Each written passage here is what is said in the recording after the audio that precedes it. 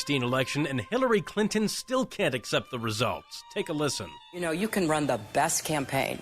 You can be the person who gets the nomination. You could lose. I believe he knows he's an illegitimate president. He knows. The one thing that Trump is fearful of when it comes to his being president is that finally we will see how illegitimate his victory actually was. This wasn't on the level. Flashing videos that appear and then disappear, and they're on the dark web and nobody can find them. It's like applying for a job and getting 66 million letters of recommendation and losing to a corrupt human tornado. So maybe there does need to be a rematch. I mean, obviously, I can beat him again. So, of course, he's obsessed with me. It's story time with Grace Curley. Tell me the story about the time you got pulled over by the police with Howie in the car. Howie and I were going on a remote, and I was driving at the time the Howie Carr, which was Howie's face wrapped around this car. And a police officer pulled us over, and he was really just asking a lot of questions about the car. And then he said to me, "Do you know how fast you were going?" And I was like, I don't know, but I didn't think I was going that fast. Then he started talking to Howie, and Howie offered him a book. He said he couldn't take it, but he said he was a big fan. And then by the end of it, it became very clear to me that he had really just pulled us over because he was a fan of Howie and wanted to meet him. To this day, that is the only time I've been pulled over for speeding, and I was not speeding. So I blame Howie for that. Catch all of Grace Curley's stories weekdays right before Howie from 12 to 3 on The Grace Curley Show. And follow Grace on Twitter at G_Curley. I want to be clear in how I characterize this. This is mostly a protest. It is not, generally speaking, unruly. That ain't a riot, what we're seeing right now in Minneapolis. They are strictly principled anti-fascists. No organization is perfect. There was some violence. Any reasonable person would say we shouldn't be destroying other people's property, but these are not reasonable times. I argue to you tonight, all punches are not equal morally. But thank goodness for the looters, man. And please, show me where it says that protests are supposed to be polite and peaceful. Do not get it twisted and think that, oh, this is something that has never happened before, and then this is so terrible.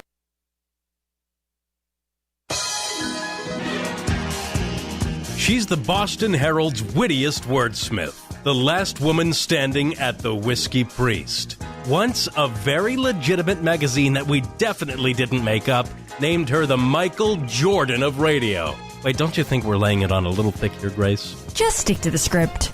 Oh, okay. Live from the Aviva Trattoria studio, it's the Grace Curley Show. Hello, everyone. Welcome back to the Grace Curley Show. It's a beautiful Monday here in New England, and we're going to get right to it. There's plenty of news today. I talk a lot on this show about the left's search for a hero. You know, they need a hero by the end of the night, and they're always looking. You know, it's like that desperate friend who's always trying to find somebody and finds the worst guys. And it's interesting because that became very, very apparent over the weekend. There was a couple of funny moments of exposure of some frauds who the liberals have lifted up as their latest saint and then, you know, quickly crashed and burned. Now, the one I want to start with is Patrisse Cullors. She's the co-founder of the Black Lives Matter movement. You probably remember her because she was in the news a lot when stories about all of her houses, her multiple houses, came out, $1 million homes. One of them was into a prominently white area in California, very fancy. And that wasn't her only $1 million home. So this co-founder of Black Lives Matter is having another issue, this time with the IRS. And I always asked people, I said, who's the biggest grifter? Is it Black Lives Matter or is it the Lincoln Project? And I'm really starting to feel, thanks to Patrisse, that Black Lives Matter is inching ahead. Rick Wilson tried his best. He really did. But he might be beat on this one. It's like a crossover now. She's becoming more and more like these Lincoln Project characters. So a nonprofit tied to Patrisse Cullors failed to disclose significant donations. How significant? I'll tell you. Dignity and Power Now. a group started by Patrice Colors, raked in hundreds of thousands in donations, but claimed otherwise to the IRS. Dignity and Power Now, a group started by former Black Lives Matter boss Colors in 2013, raked in hundreds of thousands in donations but claimed otherwise to the IRS. It received at least $225,000 in 2016, but told the IRS that the charity had not made more than $50,000 that year, according to public filings. Failing to meet that revenue threshold meant that the group didn't have to file a complete federal return, which would outline all of its spending and donations. Now, here's where they went wrong. The group that had donated $100,000 was Los Angeles-based Resnick Foundation, and they put it on their filings. And then, the IRS started realizing something wasn't adding up. On Friday, the National Legal and Policy Center, a conservative watchdog group, filed complaints to both the IRS and the AG in California, demanding an audit of Dignity and Power Now finances. This is so classic conservatives, pouncing and seizing. I'm sure they probably want onerous FOIA requests at this point. It is just disgusting. It is, Republicans, you got to stop this. The pouncing, the seizing, the weaponizing. So what? They didn't pay their taxes. Patrice can probably get a nice gig on MSNBC. A lot of the people there don't pay their taxes. The obvious question, now this is the National Legal and Policy Center chairman, Peter Flaherty. He said the obvious question is what happened to the money? Given these circumstances, we believe that an audit is in order. Dignity and Power Now says they speak in the name of the disadvantaged. The IRS must ensure that no one is taking advantage. Hear, hear. I second that. Now, Patrice is just one example of this, all right? She's my first liberal hero who has fallen. I get multiple examples of this in one weekend. This is how many bad eggs the liberals choose to represent their policies and their mission and their causes. Next up, and this one we have sound for, is the senator from Rhode Island, Sheldon Whitehouse. Now, he's having issues for a different reason, okay? Sheldon belongs to a private club called the Bailey's Beach Club in Newport. Sounds nice, right? Well, it's not. It's actually very racist. Racism. It's actually an all-white private club, which I truly did not think existed anymore in the United States. So I'm reading this story, and I'm going to play his response, but I want to break this down because when I first saw it, and I mentioned it to Howie, I said, oh, you see this thing about Sheldon Whitehouse, the all-white club? And Howie said, well, yeah, everybody knows. And I said, well, now we have audio of him responding to it. But the story is actually more interesting than that. Let's play the audio of good old Sheldon, and then we'll break this down. Cut 5, please, Jared. Back in 2017, you had expressed concerns about the membership of the all-white Bailey's Beach Club, said that you hoped it would become more diverse. Now, your family's been members. Your wife is one of the largest shareholders. Has there been any traction in that? Are there any minority members of the club now? I think the people who are running the place are still working on that, and I'm sorry it hasn't happened yet.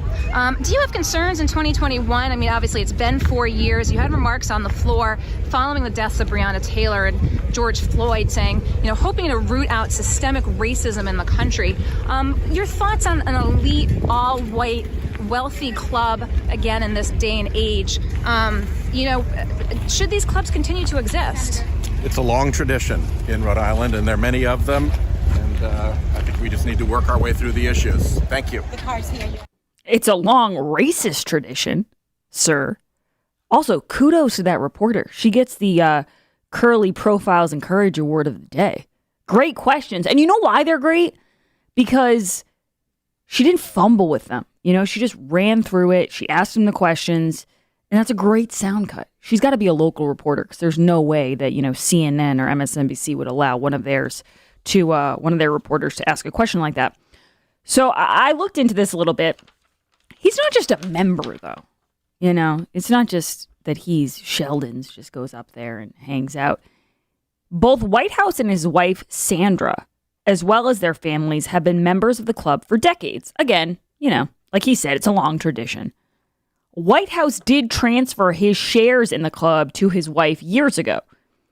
And now she is one of the largest shareholders in the all-white club. So, in other words, he's one of the largest shareholders because the only reason he transferred it was so it didn't look like he was. But that's it. So then when I hear this, I immediately think of Donald J. Trump, because Donald J. Trump in Palm Beach decided that he was going to open up membership to Mar-a-Lago to black people and to Jewish people. And that was a big deal because that was not happening in Palm Beach at the time Donald Trump decided to do that. So now here's something hilarious. Sometimes when I'm looking up this stuff, and I just want to double check, I'm not looking to read big profiles on it. I'm just looking to double check the facts. Okay, so the club was Mar-a-Lago, the year was this and that. You guys know what I'm saying. But every once in a while, I run across some hilarious fake news stories and hilarious fact checks. So this is PolitiFact, okay? And this brings me to my last point before we get into the break, which is the Democrats not only have a knack for picking horrible, horrible heroes, but they also are incredible at picking the worst villains. They suck at picking villains. Every villain they pick, because their priorities are so skewed, it doesn't end up making any sense. And the perfect example is Donald Trump. He's a racist, but then you have photos of him with Rosa Parks getting awards and with Muhammad Ali. It never made any sense that this guy was racist. So I go to look at this PolitiFact, and it says, it's asking about Mar-a-Lago and whether Trump allowed black people and Jewish people into the club. And it says, Trump did open Mar-a-Lago to blacks and Jews, but in a business move, not a crusade. After buying Mar-a-Lago, he used it as a residence for a decade and then tried to subdivide the property, but was denied. Trump then opened Mar-a-Lago as a private club and as a business move, and without having to go to court, allowed Jews and African Americans, making it different from most private clubs in Palm Beach. Do you know how amazing that is? That Sheldon Whitehouse owns the most shares. His wife owns the most shares to an all-white beach club in Rhode Island. And that's okay. He's going to tell you how important critical race theory is. He's going to tell you how important Black Lives Matter is. He's going to tell you what a racist you are. He's going to tell you how you need to vote for him and vote for AOC and vote for all these Democrats. And that's fine. You're supposed to take that and just accept it. But Donald Trump allows black people and Jewish people into his club when no one in Florida, or at least in Palm Beach, was doing that at the time. And they can't even say true. They have to say true, but with context. It's a little more complicated than that. It was a business move. These people are gross. And wait till you see, speaking of going after the wrong villains, they pick the worst villains I've ever seen. They're obsessed with Ron DeSantis, and he continues to disappoint them by being such a success. And this past weekend, a sad event happened in Florida during a gay pride parade. And what they did to try to make this into evil Ron's fault was nothing short of insane. We're going to get to that on the other side. Don't go anywhere. It's The Grace Curley Show. The Grace Curley Show will be right back. I'm here with Dr. Noristani for Balance 7. Dr. Noristani, how exactly does Balance 7 work to give you more energy? Given the fact that what we eat and what goes inside of our body, your body starts building up what is called a acid load. Your fatigue level, your concentration level significantly decline. By taking Balance 7, it helps you to bring your pH back to normal so you could feel the amount of energy that's lost and restore some of the energy that you wouldn't have otherwise. How does Balance 7 help my arthritis? Acid buildup leads to increased and significant amount of inflammation. So when you take care of the underlying problem and allow your own body to fight its own battle, you will see the significant benefit. Can you take more than 3 shots a day? If you feel like you need a dose or two throughout the day for a couple of days, then sure, you can go ahead and do that. It's safe. Give Balance 7 a try. Order any of the 1-month supply and put in code word Howie for your first order. You'll save $10 and get free shipping. That's balance7, the number 7.com, code word Howie. What does the mainstream media really think of you? Banjos, please. Bigots and racists. Credulous, rude, tin-toothed, working class, angry, white. Aging, angry white guys. Angry white man. The angry white old men. These angry white men. The angry white vote. All these angry white people. Too many of them want to see the people who are begging for change put down. Racist. Racist, bigoted base. It's white privilege, it's white nationalism, it's anger, it's rage, it's incel. You tolerate a certain level of racism. 1 in 3 Americans are racist. The credulous boomer rube demo. Y'all elitists are dumb. You elitists with your geography and your maps and your spelling. Even though your math and your reading. Yeah, you're reading. They're too far gone. Look at them. They're high-fiving each other, and they're going to go back, to the Olive Garden and to the Holiday Inn that they're staying at and the Garden Marriott, and they're going to have some drinks.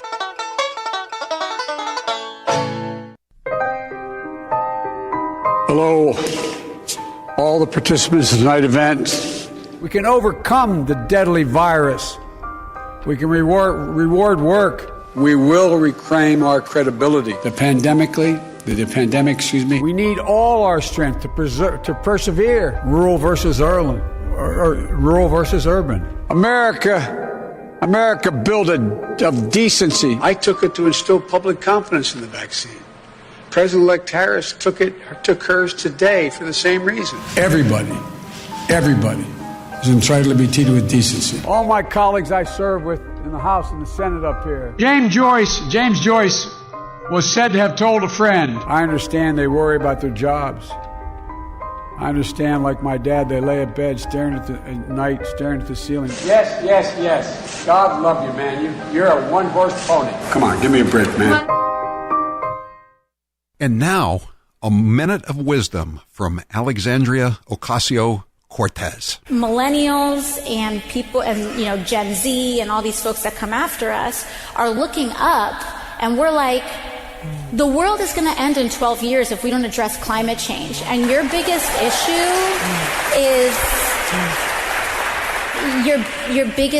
is how are we going to pay for it? And this is the war. This is our World War II. I think that there's a lot of people more concerned about being precisely, factually, and semantically correct than about being morally right. But being factually correct is important. It's absolutely important. And if we work our butts off to make sure that we take back all three chambers of Congress, all three chambers of government, the presidency, the Senate, and the House in 2020, we can't start working in 2020.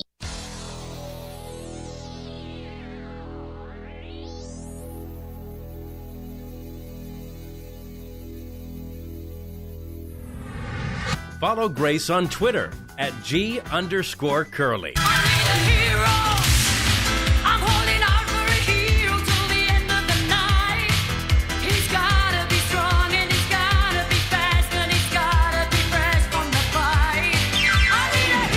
And he's got to be a conservative. He's got to be someone who puts America first. He's got to be someone who wants to maybe lower taxes or doesn't want to give billions of dollars to other countries or doesn't want to spend all our money trying to eliminate cow farts. That's the kind of hero the left needs. And then they wonder why they're coming up short. Your ideas are terrible. So the people who are willing to promote your ideas end up not being great people. Seems kind of basic. And we're going to get into this more. But first, summer is here, and that means it's time to visit Cape Gunworks in Hyannis. I cannot wait to get down there. Visit gracecurlyshow.com, click on store, and get a basic firearms LTC class for half off. I took one of those classes. They're actually really fun. You learn a lot. You get to do a little virtual shooting, which is cool. We don't have many left, so get them fast. Jared Diglia, what is the poll question, and what are the results thus far? Will you be shopping on Amazon for Prime Day today? Today is Prime Day. I saw it on Fox Business this morning. That means I guess it just means you get huge discounts. Yes. I'm going to try my absolute best to not buy things today. Because I haven't bought anything, not to brag, but I have not bought anything off Amazon Prime since the election. I just couldn't keep supporting Dr. Evil, Jeff Bezos any longer, or just these big tech overlords who hate my guts. So I stopped buying stuff from there. But it is hard, and I get it. I'm not a huge online shopper, so it wasn't as hard for me as it is for other people who really got into the rhythm of using Amazon Prime. But if I were ever going to be tempted, it would be today, because it's not just, Jared, that there's deals. There's articles on the New York Post in the shopping section. There's articles everywhere. There's ads, Prime Day, Prime Day, Prime Day. So I am tempted. Like I see, okay, I could get, all of these bathroom products, toilet paper, paper towels, paper products for really cheap and get them tomorrow. I mean, I'm only human. Nah, I understand. And actually, there are a lot of third-party sellers on Amazon that use their distribution services, but the money goes to those businesses. So if you look for the right company, you can buy something off Amazon, take advantage of the Prime deal without supporting Bezos too much. So maybe I'll have to look into that. Yeah, yes. But I'm going to say no. I'm going to really try to stand strong and say no. 88% of the audience says no, they will not be shopping on Amazon today. That's what they say. Yes. We'll see what happens later on. All right, so we do need a hero. It is not going to be Dr. Fauci. His fall from grace has been happening rather slowly. I think the reason why his is more painful than, let's say, Andrew Cuomo or Michael Avenatti is because it's hard to pin this guy down. He's been on every side of the issue. He's an expert. He's not someone we elected. And it's hard to figure out what the goal is, what his goal is, and what he's been up to. But there's no question that there's more scrutiny now. And actually, there's a story in the National Review where one writer thinks he's a sociopath. And I don't think that that's a crazy idea, because when you think about how little shame this guy had, every time he was wrong, he never cared. He never was embarrassed. He never took a minute and stepped back and said, maybe I'm, off on this. He really always looked out for himself first. And now it seems that this slow, painful, drawn-out fall from grace is happening. Part of the reason I know it's happening is because he's appearing on podcasts. The mainstream media interviews must be drying up, so he's slumming it in the podcast world. And he wanted this Sway podcast host, Kara Swisher, to know that he didn't mislead on masks. Let's play cut 1, Jared. The people who are giving the ad hominems are saying, Fauci misled us. First he said no mask, then he said mask. Well, let me give you a flash. That's the way science works. You work with the data you have at the time. It is essential as a scientist that you evolve your opinion and your recommendations based on the data as it evolves. That is the nature of science. It is a self-correcting process. And that's the reason why I say people who then criticize me about that are actually criticizing science. It was not a change because I felt like flip-flopping. It was a change because the evidence changed. The data changed. That's an amazing cut for several reasons. Saying it's an attack, he doubles down on that an attack on him is an attack on science. I actually wrote down what an attack, and it's not an attack, but what a criticism of Dr. Fauci really is. I wrote a list because it's not a criticism of him personally. It's a criticism of everything he stood for the last year, and we will get into that. We actually have Scott Hounsel coming up at 1:05, and he's going to give us an update on Dr. Fauci and what's happening with that, with the email dumps, with the investigations into the Wuhan lab. But I have to say this. I want to use the Democrat tactic because, sometimes you got to fight fire with fire. After listening to that cut where Dr. Fauci, he's not as jolly as he used to be. He used to be so happy to be on these media hits and I'm staying home for Thanksgiving. He was a jolly guy when everything was going his way. So I would like to use the Brett Kavanaugh logic and say, I don't know if he has the temperament for this. He seems to be getting very angry and very defensive. And if you didn't do anything wrong, then why are you so defensive? Isn't that always the tactic we took with Brett Kavanaugh, with Donald Trump? You know, with anyone who said, don't smear my name, or, you know, don't compare me to Hitler, or don't say this or that. It was always, why are you getting so angry? So that's my question for Fauci. Why so serious? 844-500-4242. We're talking Ron DeSantis in the next segment. And more of these heroes from the left that just aren't panning out. Don't go anywhere. It's the Grace Curley Show. Due to popular demand in May, DiStefano Hair Restoration is continuing this very special deal through June. This amazing limited deal will save you $2,000. PRP, also known as platelet-rich plasma therapy, is an easy way to get quick hair growth. Dr. Chris Heiness will take your own plasma and apply the treatment where hair growth is desired. This is a fast, safe, and affordable method of hair restoration. PRP is truly remarkable and has been used in medicine to promote growth and healing. From now until June 30th, DiStefano Hair Restoration is offering 2 free booster sessions when you sign up. This is a huge savings, but it is only good through June. I often hear from listeners that they wish they had done it sooner. You may have been procrastinating too. Well, wait no longer and save now. Go to hairman.com and look at my before and after pictures. Stop putting it off and get the hair you deserve. That's hairman.com. Hello, folks. You know, in this battle for the soul of America, at that time I set 2 new goals. All the world's emitters are 10 million homes I'm most proud of. Nearly 85% of people, excuse me, well, go, thank you.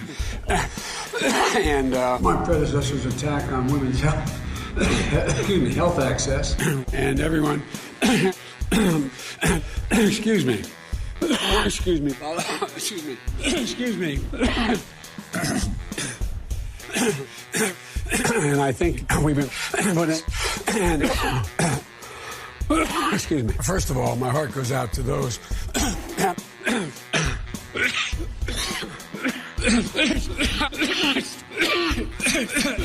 while I get a chance here, let me clear my throat. President Trump is clearly ethically unfit and intellectually unprepared to be the president of the United States. And I support Chairwoman. In the coming weeks, the House will hold hearings. Congresswoman Harris, Congressman Senator Harris. He's our president, and I would rather he not be taking something that has not been approved, especially in his age group and in his, shall we say, weight group, what is morbidly obese, they say. So completely inappropriate in so many ways that it's almost a given. It's like a child who comes in with mud on their pants or something. That's the way it is. They're outside playing. That's what he comes in with doggy do on his shoes, and everybody who works with him has that on their shoes too. But I only will do that if you tell me that this legislation is worthy of George Kirby's name. This moment of national anguish.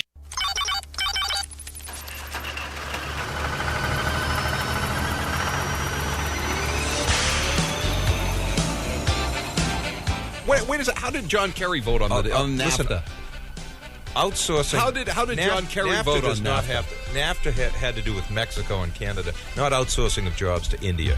And the fact of the matter is, we give $12 billion in tax breaks to companies that outsource jobs to What would overseas. you say about a corporation, a major American food producing corporation that has 57 factories outside the United States of America? What would you call that company? I'd call it H.J. Heinz. I knew that was coming. Why do we have to attack a candidate's wife? Why can't we stick to the issues? That's where his money comes from. Oh. He's a gigolo. I'm Howie Carr.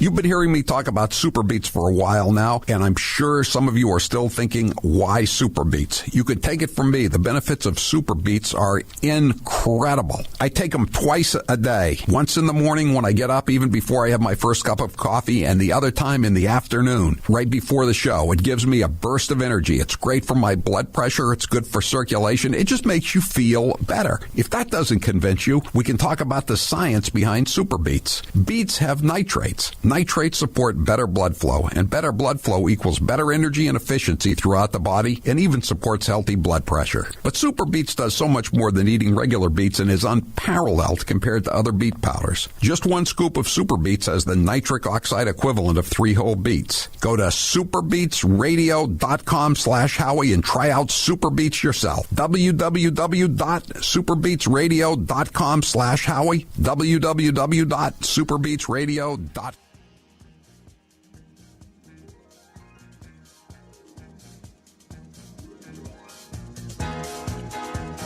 Live from the Aviva Trattoria studio. Welcome back, everyone, to the Grace Curley Show. It's only 12:30, and we've already covered Sheldon Whitehouse, Dr. Fauci. Now I'm about to move on to Ron DeSantis, which is really the biggest fake news that came out of the weekend. If you noticed, hashtag Death DeSantis was trending. I didn't even bother clicking on it, because that's where I'm at now with Twitter. If Jack Dorsey decides to get something trending, I have a feeling it's not going to end up being true, that there'll be an update or a correction or a tweet to correct the record that gets 2 retweets versus 2 million. So I usually steer clear of that. But then when I actually saw the full story, I did think, wow, how bad journalists are today it's impressive. That's terrible pun hashtag. Death Santis is obviously the way to go, not Death DeSantis. That might have been it. Come on. Honestly, Jared, that might have been it. It might have been Death Santis. I just glanced it over and thought, oh, what are they attacking him for today? It turns out it was even more absurd than I thought. But first, let's go to the calls. George, you're next with Grace on the Grace Curley Show. Go ahead, George. Yeah, Grace, so the clip you played about Fauci, how the mask, the flip-flopping was about the science and the data changing. So he didn't flip-flop, but, it's funny, the opinion of masks didn't change. So the data may, but it's all masks all the time. And, the opinion on Trump during the whole, that didn't change. And, why don't we just go to global warming? You think the science will ever change in the data on global warming, or you think it'll stay sort of in the same direction? Yeah, and George, this is another point that you just made me think of. It's all well and good for it to change. Like Dr. Fauci's decisions, his flip-flops, would shut down businesses, people's weddings got canceled, people couldn't have funerals or wakes. And that's all fine, according to Dr. Fauci. It's just, that's the business of science. But if you decided, because you're not Dr. Fauci, but really in a lot of ways, Dr. Fauci's qualifications for telling us all what to do are just about as good as mine. I mean, he's not elected. But if other people, if Dr. Scott Atlas, let's say, if he said this is ridiculous, then it mattered. Then it was his fault. Then he was a conspiracy theorist. He was a nut. He was spreading disinformation. He was deplatformed. He was censored. He should have his license revoked if he decided to follow the science that he was seeing.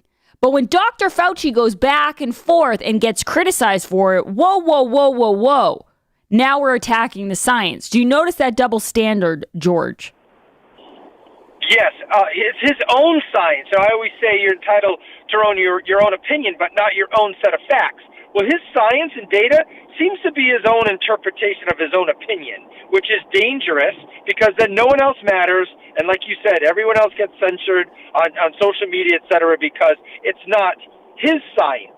Right. Dr. Fauci's science trademarked. Yeah, you're absolutely right, George. And it's a great point. Actually, we should play this because George got us on to Dr. Fauci yet again. Let's play the cut too. This is from the New York Times Sway podcast with Kara Swisher, because Dr. Fauci apparently didn't get any weekend invites with Chuck Todd on Meet the Press. So he had to scrape the bottom of the barrel and say to his media booker, hey, you know what? I'll do that podcast. Things are kind of drying up around here. Cut 2. The more extreme they get, the more obvious how political it is. Like Fauci is like Hitler. Fauci has blood on his hands. Are you kidding me? I mean, anybody who is just thinking about this in a dispassionate way has got to say, what the heck are those people talking about? Here's a guy whose entire life has been devoted to saving lives, and now you're telling me he's like Hitler? You know, come on, folks, get real. Oh, the good doctor doesn't like being told he has blood on his hands. He doesn't like criticism. He doesn't like being told he's a flip-flopper. I wonder, did he feel bad for Trump when everyone said that Trump was responsible for every single death? Did he feel bad for Ron DeSantis when reporters were putting body bags on the beaches in Florida to just show people how many humans were going to be killed by Ron DeSantis? How many human sacrifices there were going to be? Did Dr. Fauci care about that? Or do we only care about this heated, unfounded rhetoric when it's happening to Saint Fauci? Save it, Tony. Save it. Oh, I can't believe that finally people are being a little bit critical of you after you ruined the country for almost a year and a half. Oh my gosh, the world's smallest violin is playing. All right, so now let's move on to Ron DeSantis, because this is the theme of my first hour, which is, wow, they not only can the media not pick any winners. You look at Michael Avenatti, you look at Andrew Cuomo, you look at Eric Swalwell. It's just loser after loser after loser. Sorry, that was kind of harsh. Maybe I should say it's just disappointment after disappointment after disappointment. But also all the people that they want to convince you are evil, you know, and have blood on their hands and are ruining the country and are diabolical and are racist. They all end up disappointing them too because they never fit the bill correctly. Which brings us to what happened over the weekend. I mentioned the Death Santis or Death Ron DeSantis. I don't know what it was, but something was trending about how bad Ron DeSantis is. And so it happened because a really sad, genuinely sad situation happened on Saturday. Reports emerged about a truck ramming into three participants of the Pride Parade in Wilton Manors, Florida, just outside of Fort Lauderdale. Sadly, one individual was killed in the incident while others were left seriously injured. Representative Debbie Wasserman Schultz reportedly narrowly missed being hit while riding a convertible in the lineup. Now, that's what happened. But that story didn't fit the press's narrative. And they thought to themselves, because they're evil and they're the enemy of the people, they thought, how can we politicize this in a way that is going to help us ruin Ron DeSantis, who seems to be doing a decent job in Florida and seems to be well-liked and could potentially be president come 2024. So they looked at this horrible accident and thought, what can we make of this? How can we milk this for something it's not? And what they came up with was something absurd. Mayor Dean J. Trantalis said that he thought that this was a deliberate attack because it was a gay pride parade. And a lot of news reports ran with that. So Fort Lauderdale Mayor Dean Trantalis initially labeled the incident a terrorist attack on the LGBT community, as well as an attack on Representative Debbie Wasserman Schultz. This is a terrorist attack against the LGBT community. This is exactly what it is. Exactly what it is. The guy has no idea what it is, and he's already saying this is exactly what it is. Hardly an accident. It was deliberate. It was premeditated, and it was targeted against a specific person. Luckily, they missed that person, but unfortunately, they hit two other people. So Fox News puts out the article after it is revealed that, no, it actually was an accident. This was not premeditated. This was not an attack on Debbie Wasserman Schultz. This was an accident. And that's what happens when you let law enforcement investigate something and you don't run to your Twitter account or to wherever he posted his statement within seconds of something horrible happening. But people like running with that narrative because, you know, these mainstream media blue check journalists, they're desperate to pin down DeSantis. So you have someone like Soraya Shamali, who is a blue check. I looked at her description on who she is, and it's just that there was no actual outlet, but she's, a serious person, as Jonathan Karl might say. This was her first tweet, which got over 1,400 retweets. 2 hit by truck that was aiming for Representative Debbie Wasserman Schultz's car, and person is dead. This is a terrorist attack against the LGBT community, deliberate. It was premeditated, and it was targeted against a specific person, says authorities. She later retweets, sharing this ongoing update. You know what that means? I reported fake news. Sharing this ongoing update. As city commissioner Chris Caputo, in contradiction, thinks it maybe more likely have been an accident. But that doesn't stop them. They run with it. And the mayor had to put out another statement where he had to thank first responders, which I'm sure, he had to thank the police. I'm sure that bothered him right there. That was probably painful. But he doesn't even say, I was wrong. This is the part of it that drives me the most crazy. He doesn't say, I was wrong. Here's a mea culpa. Next time I'm going to wait a little bit more. He says, I was an eyewitness to the horrifying events. It terrorized me and all around me. I reported what I saw to law enforcement and had strong concerns about what transpired. Concerns for the safety of my community. I feared it could be intentional on what I saw from mere feet away.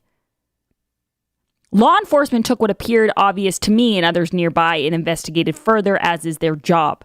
As the facts continued to be pieced together, a picture is emerging of an accident in which a truck careened out of control. In other words, fake news. In other words, very, very fake news. I lied. I had the wrong story. That's funny because his tweet didn't say he had concerns that this might be attack. It said unequivocally that it was an attack with no wiggle room. That's what happened.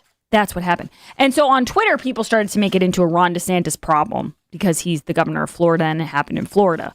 Now, that gets me thinking, I do like talking about Ron DeSantis because I feel as though there's some sort of, it's ironic that he is the opposite. He's like the opposite of Andrew Cuomo, and Andrew Cuomo is everything the left wanted DeSantis to be.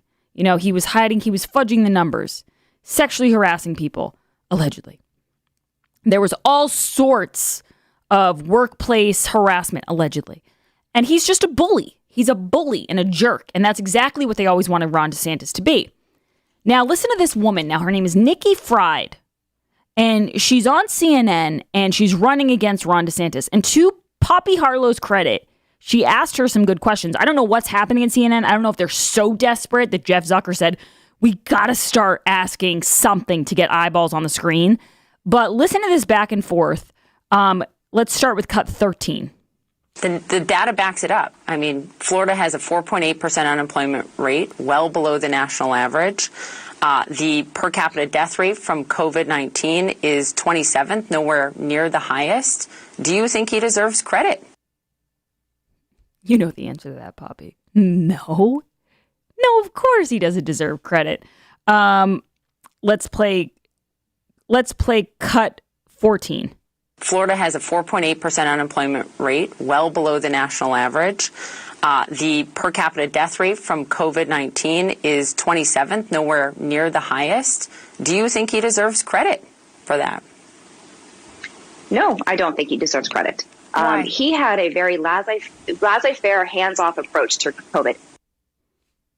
Now, she continues, she goes on her whole spiel about the media and Ron DeSantis, and it's not painting a true picture. It doesn't address any of the issues. And Poppy Harlow asked her again at the end, but everything you wanted Florida to do has ended up being wrong.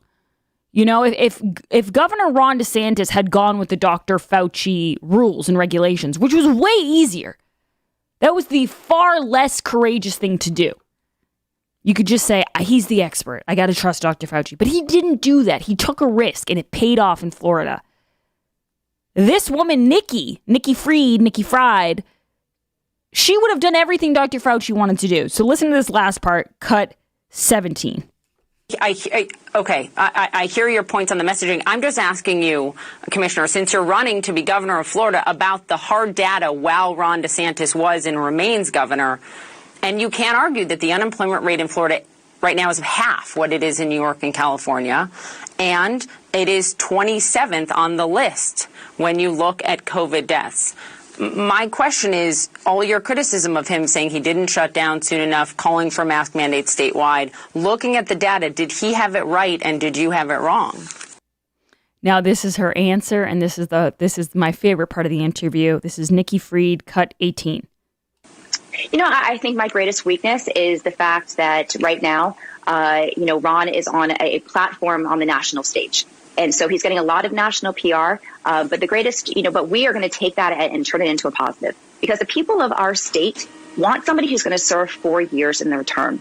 And Ron DeSantis isn't going to promise that to the people of our state. And so they are needing to understand that Ron is already stepping on our backs to get to the presidency in 2024. And so while he's getting all this national media, national attention about taking the Trump platform to Washington, D.C., the people of our state deserve better than somebody who is already looking to run for president and not serve the full 4 years here as governor of our state from 2022 on. All right. Well, you just had about 7 or 8 minutes on a national platform on CNN. So come back and we'll dig more into the key issues. I never thought I'd say this, but boom, you just got roasted by Poppy Harlow. That was actually a great response. And I just want to say that woman, Nikki, she used her 7 and 8 minutes on national television to basically run an ad for Ron DeSantis. If you weren't voting for him, you saw that and you go, oh, sweet Lord, I need to get out and vote for Ron DeSantis. All right, we'll be right back with your calls, 844-500-4242. It is the Grace Curley Show. She's never held office, but she paid the whiskey priest's monthly rent once. She's Grace Curley. Hey, Howie, do you know what this Friday is? Yes, I do. It's the remote I've been waiting for all season. My studio sponsor, Aviva Trattoria, is hosting us this Friday from 12 to 6 at their Rentham location. Father's Day is over, but summer reading has just begun. Yes, and we've shipped in more copies of Kennedy Babylon 1 and 2. Every Aviva customer can pick up one free book from those 2 titles or any of my other books, too. Yes, and we will be raffling off a few copies of Brothers Bulger and Hitman, too. But I'm most excited about their great food. Are you going to get your favorite veal parm at Aviva, Howie? Maybe veal parm for lunch and then the short rib risotto for dinner. So come visit us this Friday at Aviva Trattoria in Rentham from 12 to 6. We'll have books, fun raffle prizes, and of course, a few laughs. Reservations are strongly recommended. Yum, yum, yum.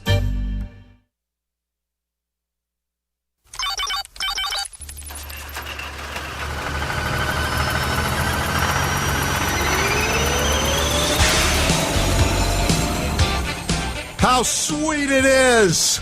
Finally, after all these years, caught! Are you happy now, Whitey? Who's the boss now? Who's in charge now? You want to threaten me? Want to threaten to put me in a dumpster? Want to threaten to pick me off from the cemetery across the street from my house now? Who's laughing now, Whitey? This is the Howie Carr Show. It's a happy day. My heart feels like an alligator. Whitey Bulger is in custody. His enforcers were the FBI and other elements of law enforcement.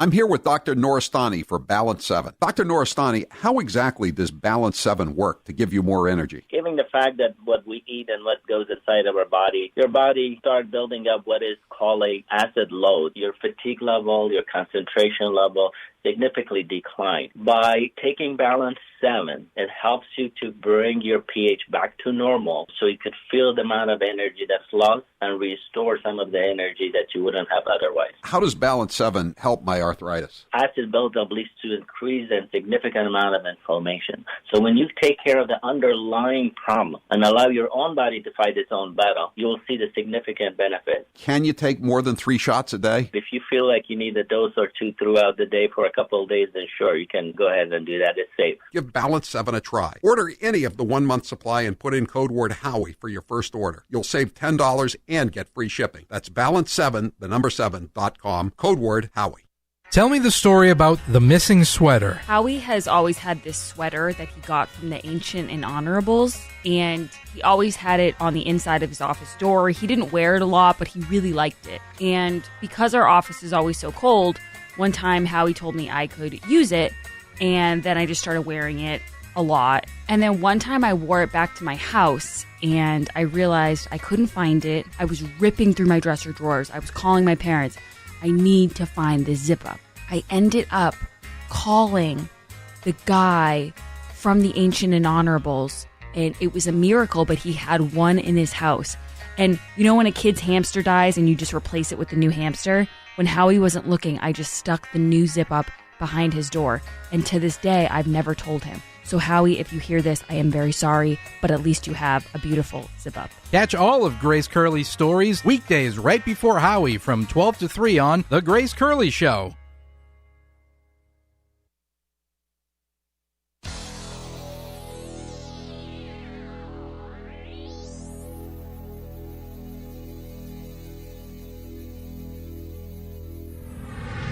Grace Curley. She's here for the love. Would I rather be feared or loved? Easy, both. I want people to be afraid of how much they love me. Welcome back to the Grace Curley Show. Quick update. We're back on the road this Friday at Aviva Trattoria in Wrentham. So if you've been waiting to see us and you're in that area, definitely stop by or make a road trip there. It's going to be really fun. The shows will be from 12 to 6, and every Aviva customer gets a free copy of one of Howie's books. It's going to be a great time. Reservations are strongly recommended, so get on that now, and then you can relax until Friday and know that you have your spot saved. We always talk about, imagine if Donald Trump did this, but I want to circle back here to the Sheldon White House of it all, because can you imagine if Senator Ted Cruz belonged to an all-white beach club, or if Senator Tom Cotton was involved in an all-white beach club? And speaking of that, can we get Glenn Kessler? He did a real comprehensive fact check into Senator Tim Scott's ancestry. It turns out that Senator Tim Scott's grandfather did drop out of school to pick cotton, but according to Glenn Kessler, it wasn't, hard enough on him because his family owned the farm in which he picked cotton on. I want a comprehensive look at the Bailey's Beach Club in Rhode Island, Glenn. That's your mission for the day. Russ, really quickly, you're next with Grace on the Grace Curley Show. Go ahead, Russ. Grace, really, I want to put this into perspective with Fauci. He's nothing but a panic peddler, and the panic peddlers will always engage in puffing. Now, according to the law firm of Morgan & Morgan, over 400 people in the U.S. die each year from mistakes made by the medical field. Now, over the course of 16 months, the difference was about 74,000 people. Now, will he ever disclose that and create panic before people seek medical attention? And really, it is aggravating, and I just wish people would have no blind trust in any institution. I think that's good advice, Russ. We'll be talking about Dr. Fauci with Scott Hounsel from Red State at 105, so don't go anywhere. I have a lot of questions about Dr. Fauci now that he's playing the pity card. We'll be right back. It's Monday. Kick off the week right with the Grace Curley Show. The election is behind us, and what happens next is anyone's guess. Most agree, though, that taxes will be going up in the future. Is your portfolio ready? Kevin Frisbee and the team at Frisbee & Associates want you to be sure. If you want to come in and take advantage of that free consultation, we're going to have the 100-100 challenge. So if you have at least $100,000 in an investment account with somebody else and you go through our processes, no obligation, you're going to be able to get a $100 bill. You could leave our office with that $100 bill, and we're going to do the comparison, and we're going to send you on your way, and then you could circle back around if you wanted to. Call now for your no-cost, no-obligation consultation, and you could walk out with $100 cash. That's right, $100 cash. Call 800-989-9100, 800-989-9100. And be sure and catch Kevin on the Howie Carr radio program every Thursday afternoon for market reviews and tips on creating the retirement of your dreams. Call Kevin Frisbee today at 800-989-9100, 800-989-9100. Why you always lying? I think if you stay 6 feet apart with masks, you can do whatever it is that you need to do. 3 feet are okay under certain circumstances. Everything about the stepwise evolution over time strongly indicates that it evolved in nature and then jumped species. This could not have been artificially or deliberately manipulated. Are you still confident that it developed naturally? No, actually, we did not fund gain-of-function research to be conducted in the Wuhan Institute of Virology. We had a collaboration with some Chinese scientists. You think all the scientists have told the truth in terms of the origin of the Wuhan virus and not been influenced by the Communist Party of China, do you? I don't have enough insight into the Communist Party in China to know the interactions between them and the scientists, sir. How do you know they didn't lie to you? There's no way of guaranteeing that. So I think you can trust me. Joe Biden's plagiarizing prowess proves one thing: he's been stealing all his life. Let us pledge that our generation of Americans will pay any price. We shall pay any price, Bear any burden. bear any burden, Accept any challenge and meet any hardship. meet any hardship, To secure the blessings of prosperity and the promise of opportunity for our children. to assure the survival and the success of liberty. But this standard is not a measure of how we can evaluate the condition of our society. It cannot measure the health of our children. Yet the gross national product does not allow for the health of our children, The quality of our education, the quality of their education, the joy of their play, for the joy of their play. Come on, man.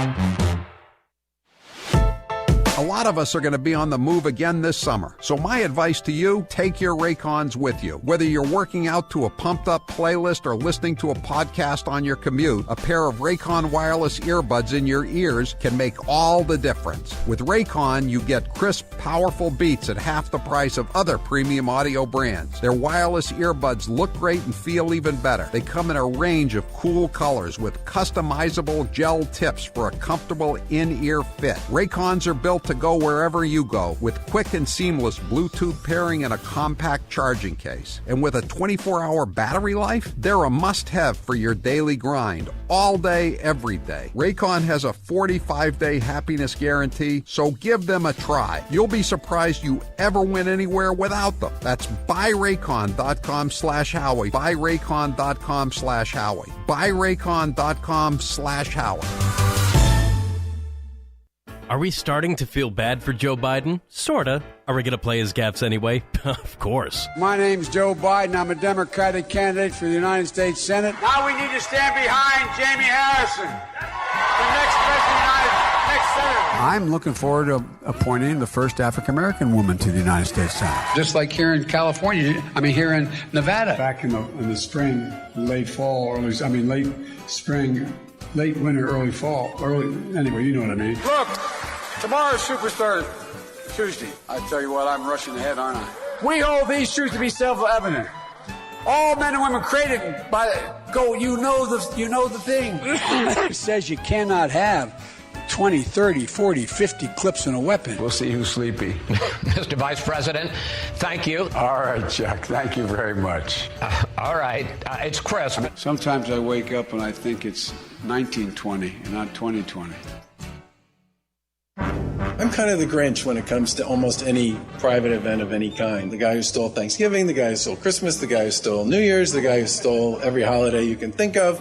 As we head into yet another holiday weekend in our back-to-school season, people really need to wear face coverings, not share food, not share drink, and take this stuff seriously. If you have a friend or a neighbor who's been traveling out of state, you're probably better off not watching the Patriots game on Sunday with them. Then a whole bunch of people say to me, why don't you just cancel Halloween? Outdoor trick-or-treating, done with small groups, face coverings, and limited interaction is actually a lot safer. Made everybody build, chutes for candy for Halloween. I actually built one myself. I thought it was pretty cool. Thought I might spend a minute talking about Thanksgiving, but there's just no way around it. The holidays have to look and feel different this year. Don't share food or drink. And if necessary, open windows to allow for ventilation.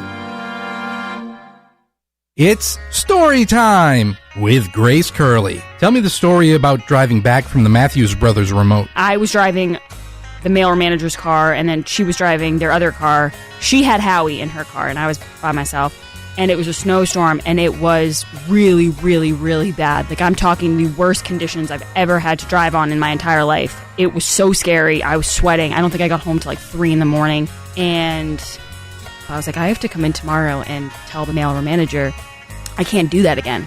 And when I came in and, I kind of built up the courage to say it, and she looked at me and she said, you can't do that again. I was sweating. My whole back was sweating. I'm never doing that again ever. So now if there's even like a little bit of snow coming, she'll say to me, do you want to stay at the hotel, or do you want to, what should we do? How should we plan for this? Catch all of Grace Curley's stories weekdays right before Howie from 12 to 3 on The Grace Curley Show. And follow Grace on Twitter at G_Curley. He is the youngest senator that is going to be running. In his video, he also mentioned he's the only senator that lives in the inner city, and he's an unmarried vegan. So a lot of very unique qualities Cory Booker brings to the table, Kate. Now, I appreciate the comments of my colleagues. This is about the closest I'll probably ever have in my life to an I am Spartacus moment. I am Spartacus. I am Spartacus. Joey, you like movies about gladiators? Have you ever had an LGBTQ law clerk? I've not been a judge, so I don't have any law clerks. Someone working for you. I'm to be honest, I don't know the sexual orientation of my staff. When Dick Durbin called me, I had tears of rage when I heard about this experience in that meeting. And for you not to feel that hurt, tears of rage. Would you just stop being so dramatic? I'm a big believer that if this country hasn't broken your heart, then you don't love her enough.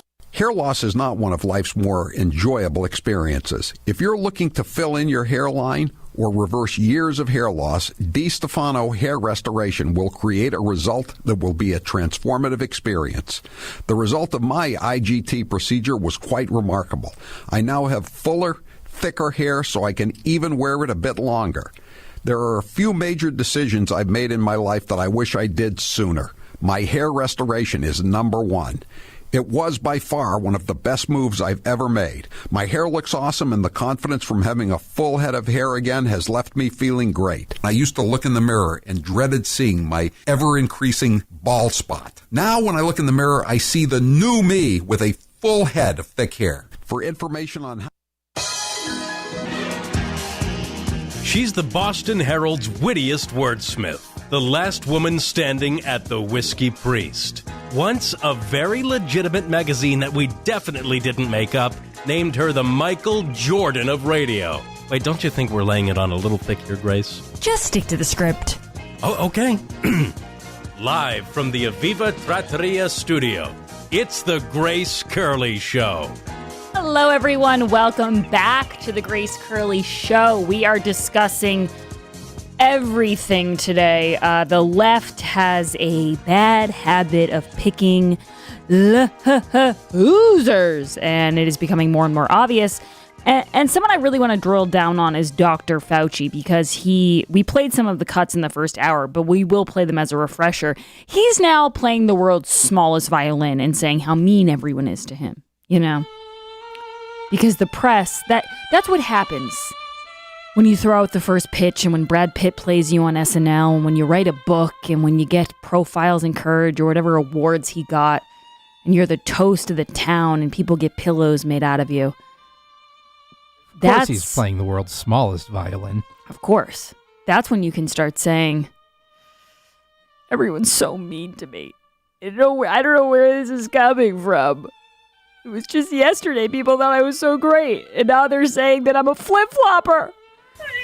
Well, luckily we have, Fauci is the science. He's our saint of science, and we have our own czar of Fauci information, and that is Scott Hounsel from Red State, who is joining me now. Scott, thank you very much for joining the Grace Curley Show. As always, a pleasure, Grace.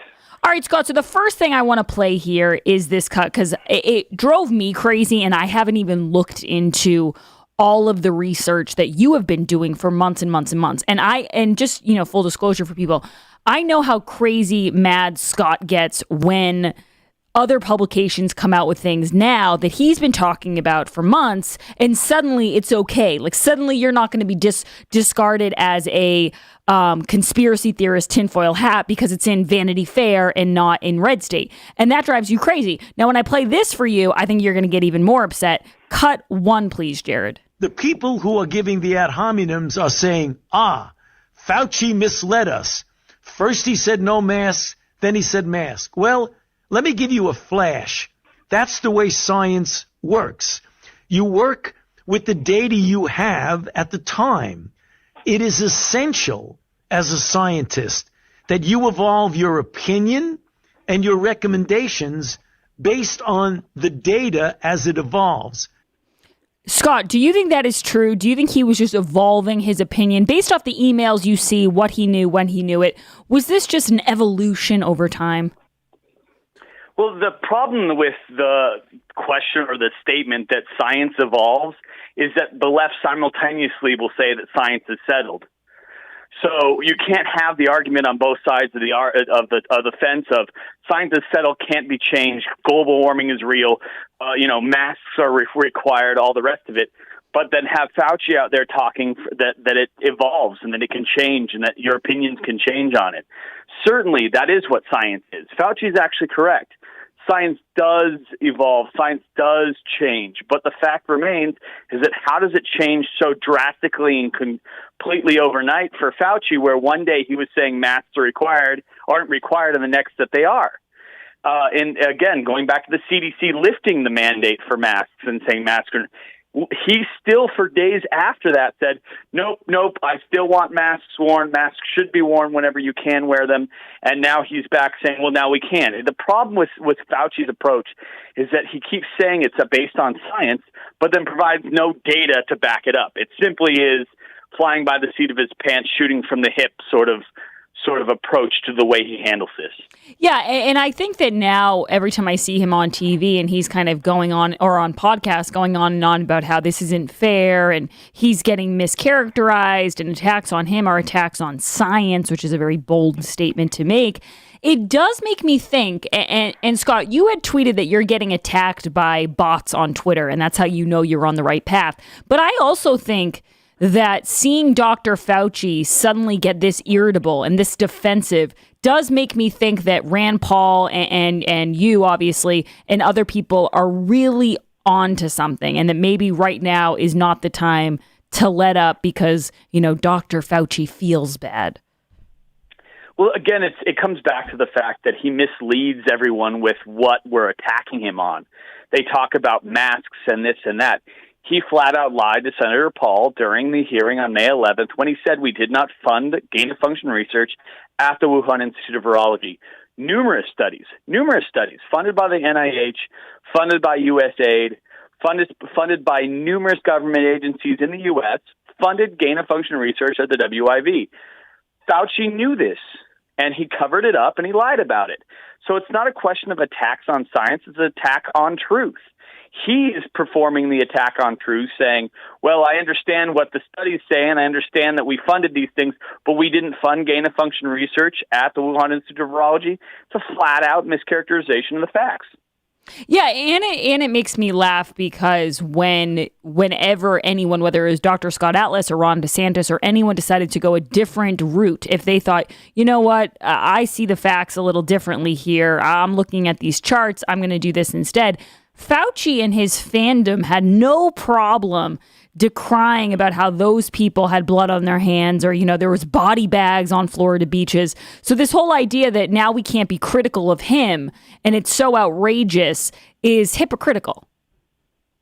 It's beyond hypocritical. It's, again, anti-science. I mean, the data suggests, we were told that when Florida lifted their mandates and then Texas lifted their mandates and then Mississippi lifted their mandates, we were told by the media and by everyone that there was going to be this immediately in 3 weeks, this giant jump in COVID numbers and COVID infections and COVID deaths. And when that didn't happen, they were extraordinarily frustrated, not with the fact that they were wrong, but with the fact that people didn't die. And again, that to me is what's, they almost are wishing that people are getting sick, that people are dying, so that they can continue to be right. Science told us at that point that the lockdown and mask mandates were not working. And so we should have lifted them nationwide. But instead, we go back to this, well, we don't know that they don't work. Yeah, we do know that they don't work. Florida, Texas, all these other states have lifted their mandates, and their numbers are still not any worse than New York, Connecticut, or any of the areas that have had these huge outbreaks originally. So again, it's not just an attack on the truth. It's also an attack on science. Science told us that these mandates were not effective, and yet they continue to push them. I'm speaking with Scott Hounsel. You guys should definitely go on Red State and read all of his pieces. He really was great, especially breaking down the Fauci FOIA emails that came out. And Scott, something else I want to ask you is there's a wonderful piece in National Review. It's called The Fall of St. Anthony Fauci, and it specifically quotes Peter Navarro, who was Trump's economic advisor and who had a lot of issues with Fauci. He actually wrote about it in an op-ed in USA Today, and they later apologized for ever publishing it because, it was misinformation. Turned out a lot of it was correct. But I wanted to get your take on this because I've never really read it this clearly or this boldly from someone. He said, "My theory is that Anthony Fauci is a sociopath. He knew full well that the virus came from the lab. He knew full well that he was the one who reauthorized gain of function. And day after day for 9 months leading up to the election, he did not level with the American people." Do you think that is true, or you think that's a little harsh? Well, my father has always kind of lent me this saying, and it's that that when you misrepresent facts, that non-disclosure of a material fact is a form of misrepresentation.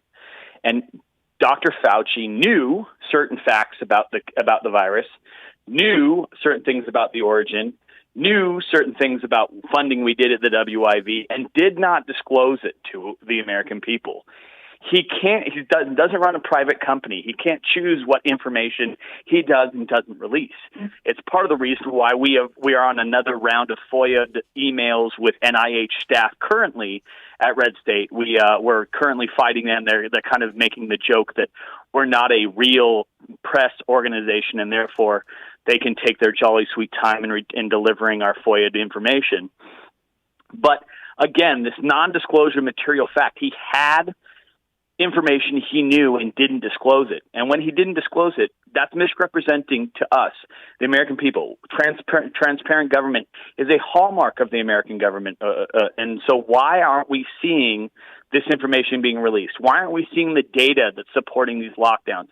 Why aren't we seeing Dr. Fauci being honest about who funded this research? It all comes down to the fact that they believe that they are above the American experiment. They're above the American government. And to me, that is the most disturbing part of this. Yeah, that's a great way to put it, Scott. Scott Hounsel from Red State. I consider it a very legitimate media source. I go on it every day, and you guys can follow Scott on Twitter at Hountsizzle. He's one of the best on Twitter, and he's really been following this story.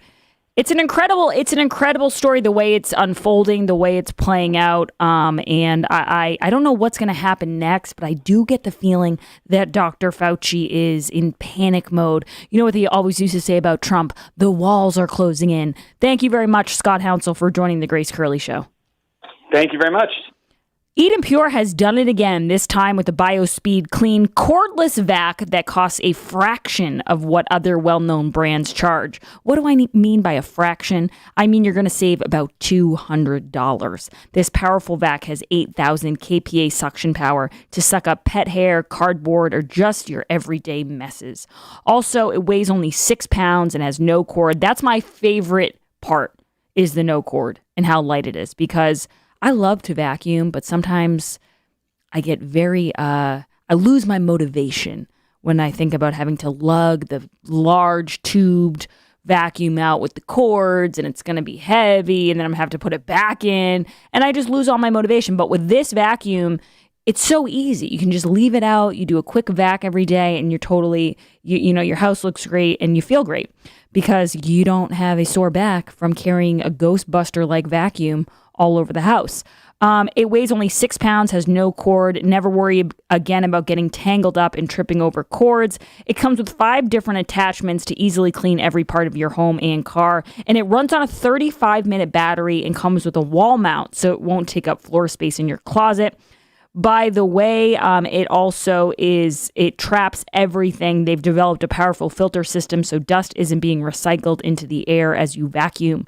Stop lugging that old dinosaur vac around and order the BioSpeed Clean today at half the price of other brands at EdenPure.com. You'll save another $20 off, plus get free shipping with code word GraceClean. That's EdenPure.com. Click the radio banner, then click my name and use code word GraceClean at checkout.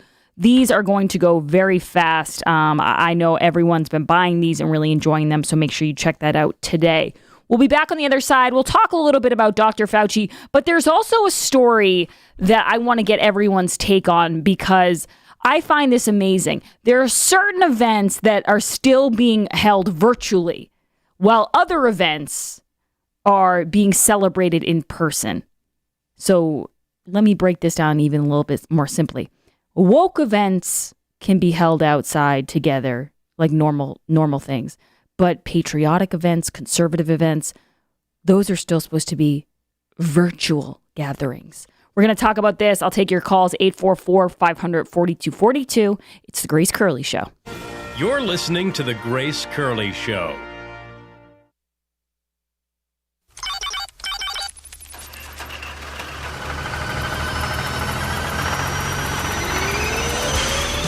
Jane Swift is an embarrassment to working mothers everywhere. Howie Carr, Boston Herald columnist and radio hitman. She rushed home the night before Thanksgiving. What is the worst night of the year to drive? Worst of all, she goes on TV after the story broke, and she says, "My challenges to be a good mother and a good lieutenant governor are different than any other working person." But given the nature of Boston politics, using a state helicopter is not among the worst offenses politicians have committed.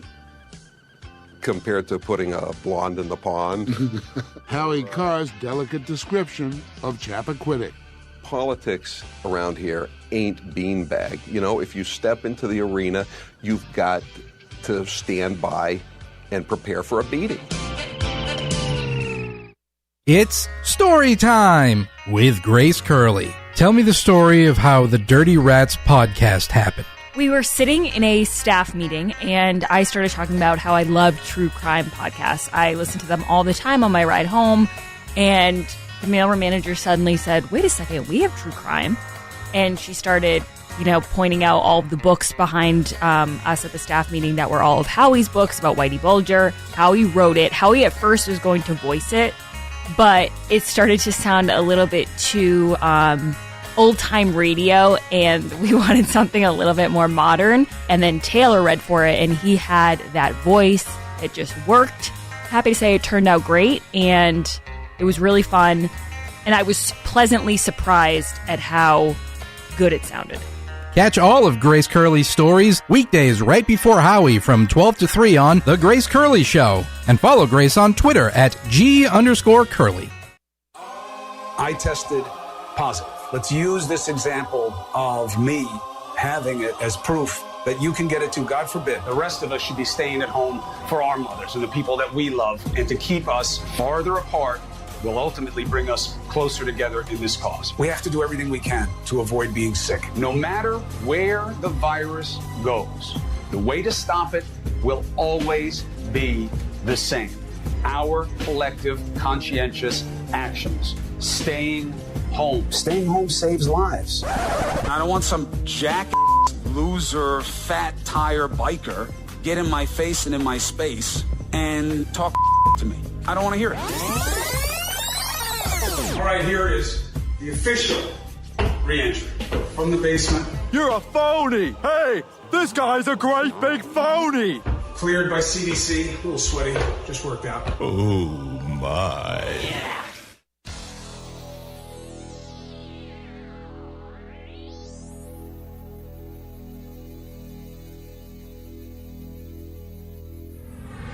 She's the friend you never knew you needed.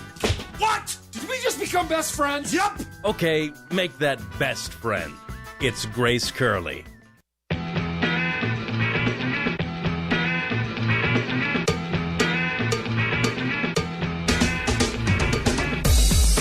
Welcome back, everyone, to the Grace Curley Show. Summer is here, and that means it's time to visit Cape Gunworks in Hyannis. Visit gracecurleyshow.com. Click on the store and get a basic firearms LTC class for half off. We don't have many left, so get them fast.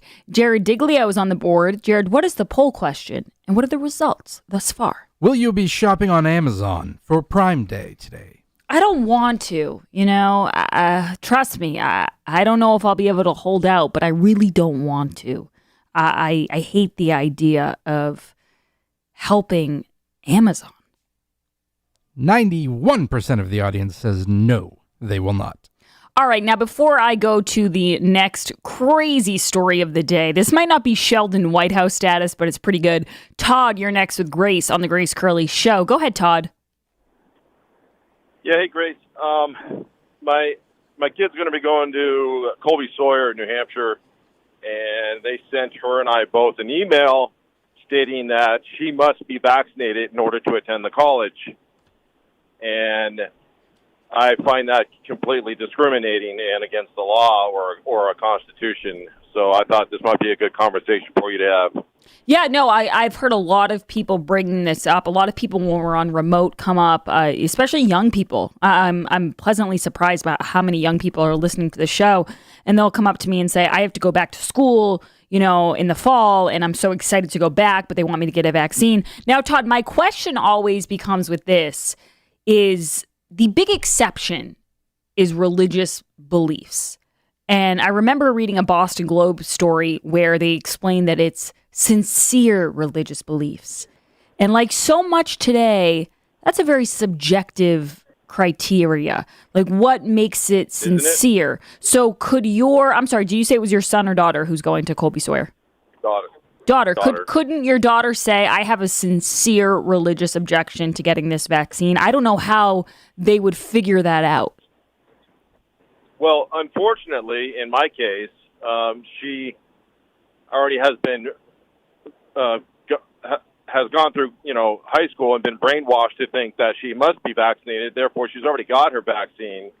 So, and my other daughter as well has just received her second vaccine because they've been brainwashed. And when I actually asked my younger daughter, can I ask you a serious question?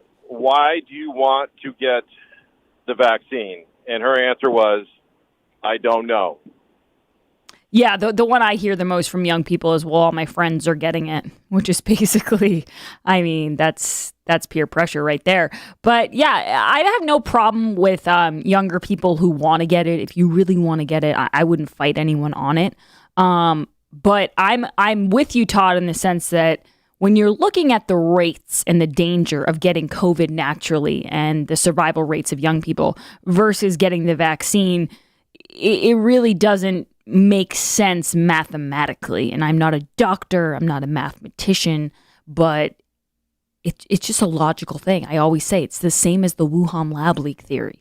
You don't have to be a genius. You don't have to be Goodwill Hunting, writing equations on the wall to figure out that could have been where it came from. But the way the left tries to bend all this logic makes it seem like you're insane if you say, well, wait a second, Jody, you're 18. Your survival rate of this COVID virus is, a crazy high percentage. Why bother getting vaccinated if you're going to risk any sort of side effect? That, to liberals right now, is ridiculous. So that probably means in 6 months to a year, it will be, more okay to talk about. But right now, it's Tom Cotton conspiracy theory, QAnon central. Todd, I appreciate the call. I do think this is an issue. But again, what qualifies as sincere religious beliefs? That's my thing. Once we get into that, you can't really quantify or qualify, what someone's religious beliefs are. You can't say, well, that doesn't feel as sincere as his. His feels more sincere than yours. That's lawsuit city for these schools. Whatever I say my religion is, maybe my religion is, I praise the unicorns and the unicorns don't like vaccines. You can't tell me that's not sincere. It means something to me. All right, when we get back, we're going to talk about this situation out of Evanston, Illinois. So they had, or I believe they probably already had it, the Juneteenth parade and a gay pride parade. And I'm going to go through what these were, these events, these celebrations. But unfortunately, the July 4th celebration and photo contest is going to be virtual. I don't understand. And it takes me back to the day that I was on an airplane watching, it was supposed to be the day I got married, and I was watching revelers on the street, Chuck Schumer with a blowhorn and no mask on, screaming about how happy he was that Biden was officially the president. And I thought to myself, now why couldn't I get married today again? What's the rule on this? Certain gatherings are okay and certain ones aren't. Certain ones are more sincere than others. We'll be right back, guys. We'll take all your calls, too. 844-500-4242. It's the Grace Curley Show. It's been a long and lonely lockdown, especially for people like me who love to travel out and about. But now that vaccinations and spring are here, why not kick off the travel season and kick back on Southern Airways to beautiful nearby Nantucket Island? From Norwood, New Bedford, Providence, and now Hanscom Airfield, just west of Boston. You'll feel like a rock star and be in Nantucket in less than 40 minutes. Book your Nantucket getaway today at iflysouthern.com. That's iflysouthern.com. Or call 800-329-0485. A $1,000 sign-on bonus, flexible schedule, growth opportunities. These are just a few of the reasons you should join the NASA Disposal team. We're hiring drivers and helpers right now and offering a $1,000 sign-on bonus for new employees. Be your own boss this summer and hit the road in one of NASA Disposal's well-maintained trucks. We'll even help you get your CDL. If you're going to work, work for NASA Disposal, where taking care of our employees and customers matter most. Apply online at nasadisposal.com.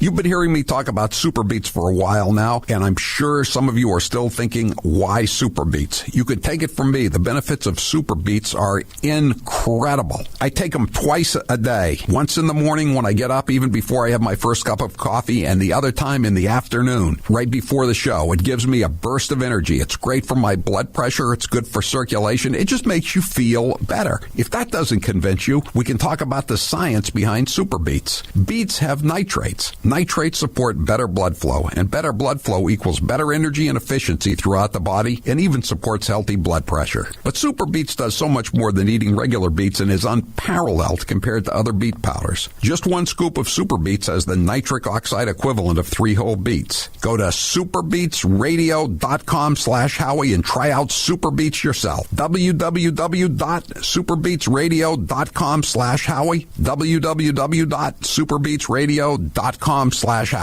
It's story time with Grace Curley. Tell me the story about Trump being at Ernie Bach's. It was my first real big event with Howie. I got to go and I got to sit at the table with Howie while he was interviewing Ernie Bach and all these people. And then when Trump showed up, I had told the audience the day before that I was going to try to get a selfie with him. But Trump came upstairs to this little clubhouse that Ernie Bach has. And it was so hot because there were so many people in there that he walked up, and all of these people I think thought they were going to get a picture with him or something. He walked up, he said hi to everyone, and he said, "It's so hot in here. Let's go outside and have some fun." And he left. Then I spent the rest of the event trying to get a photo, but it was really like the Beatles. No one could get near him. Everyone was just running around kind of in this mob, and he ended up getting up, making a great speech, and then he left. Catch all of Grace Curley's stories weekdays right before Howie from 12 to 3 on The Grace Curley Show. I'm here with Dr. Noristani for Balance 7. Dr. Noristani, how exactly does Balance 7 work to give you more energy? Given the fact that what we eat and what goes inside of our body, your body starts building up what is called a acid load. Your fatigue level, your concentration level significantly decline. By taking Balance 7, it helps you to bring your pH back to normal so you could feel the amount of energy that's lost and restore some of the energy that you wouldn't have otherwise. How does Balance 7 help my arthritis? Acid buildup leads to increased and significant amount of inflammation. So when you take care of the underlying problem and allow your own body to fight its own battle, you'll see the significant benefit. Can you take more than 3 shots a day? If you feel like you need a dose or two throughout the day for a couple of days, then sure, you can go ahead and do that. It's safe. Give Balance 7 a try. Order any of the 1-month supply and put in code word Howie for your first order. You'll save $10 and get free shipping. That's balance7, the number 7.com, code word Howie. I tested positive. Let's use this example of me having it as proof that you can get it too. God forbid, the rest of us should be staying at home for our mothers and the people that we love, and to keep us farther apart will ultimately bring us closer together in this cause. We have to do everything we can to avoid being sick. No matter where the virus goes, the way to stop it will always be the same. Our collective conscientious actions. Staying home. Staying home saves lives. I don't want some loser, fat tire biker get in my face and in my space and talk to me. I don't want to hear it.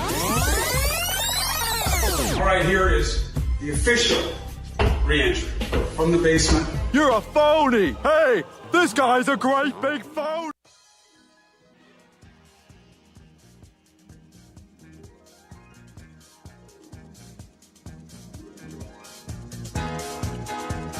Live from the Aviva Trattoria studio. Welcome back, everyone, to the Grace Curley Show. All right, so there's a town in Illinois called Evanston, and they had a Juneteenth parade and a gay pride parade, but they're canceling the July 4th parade. And I want to break this down a little bit before I go to the calls.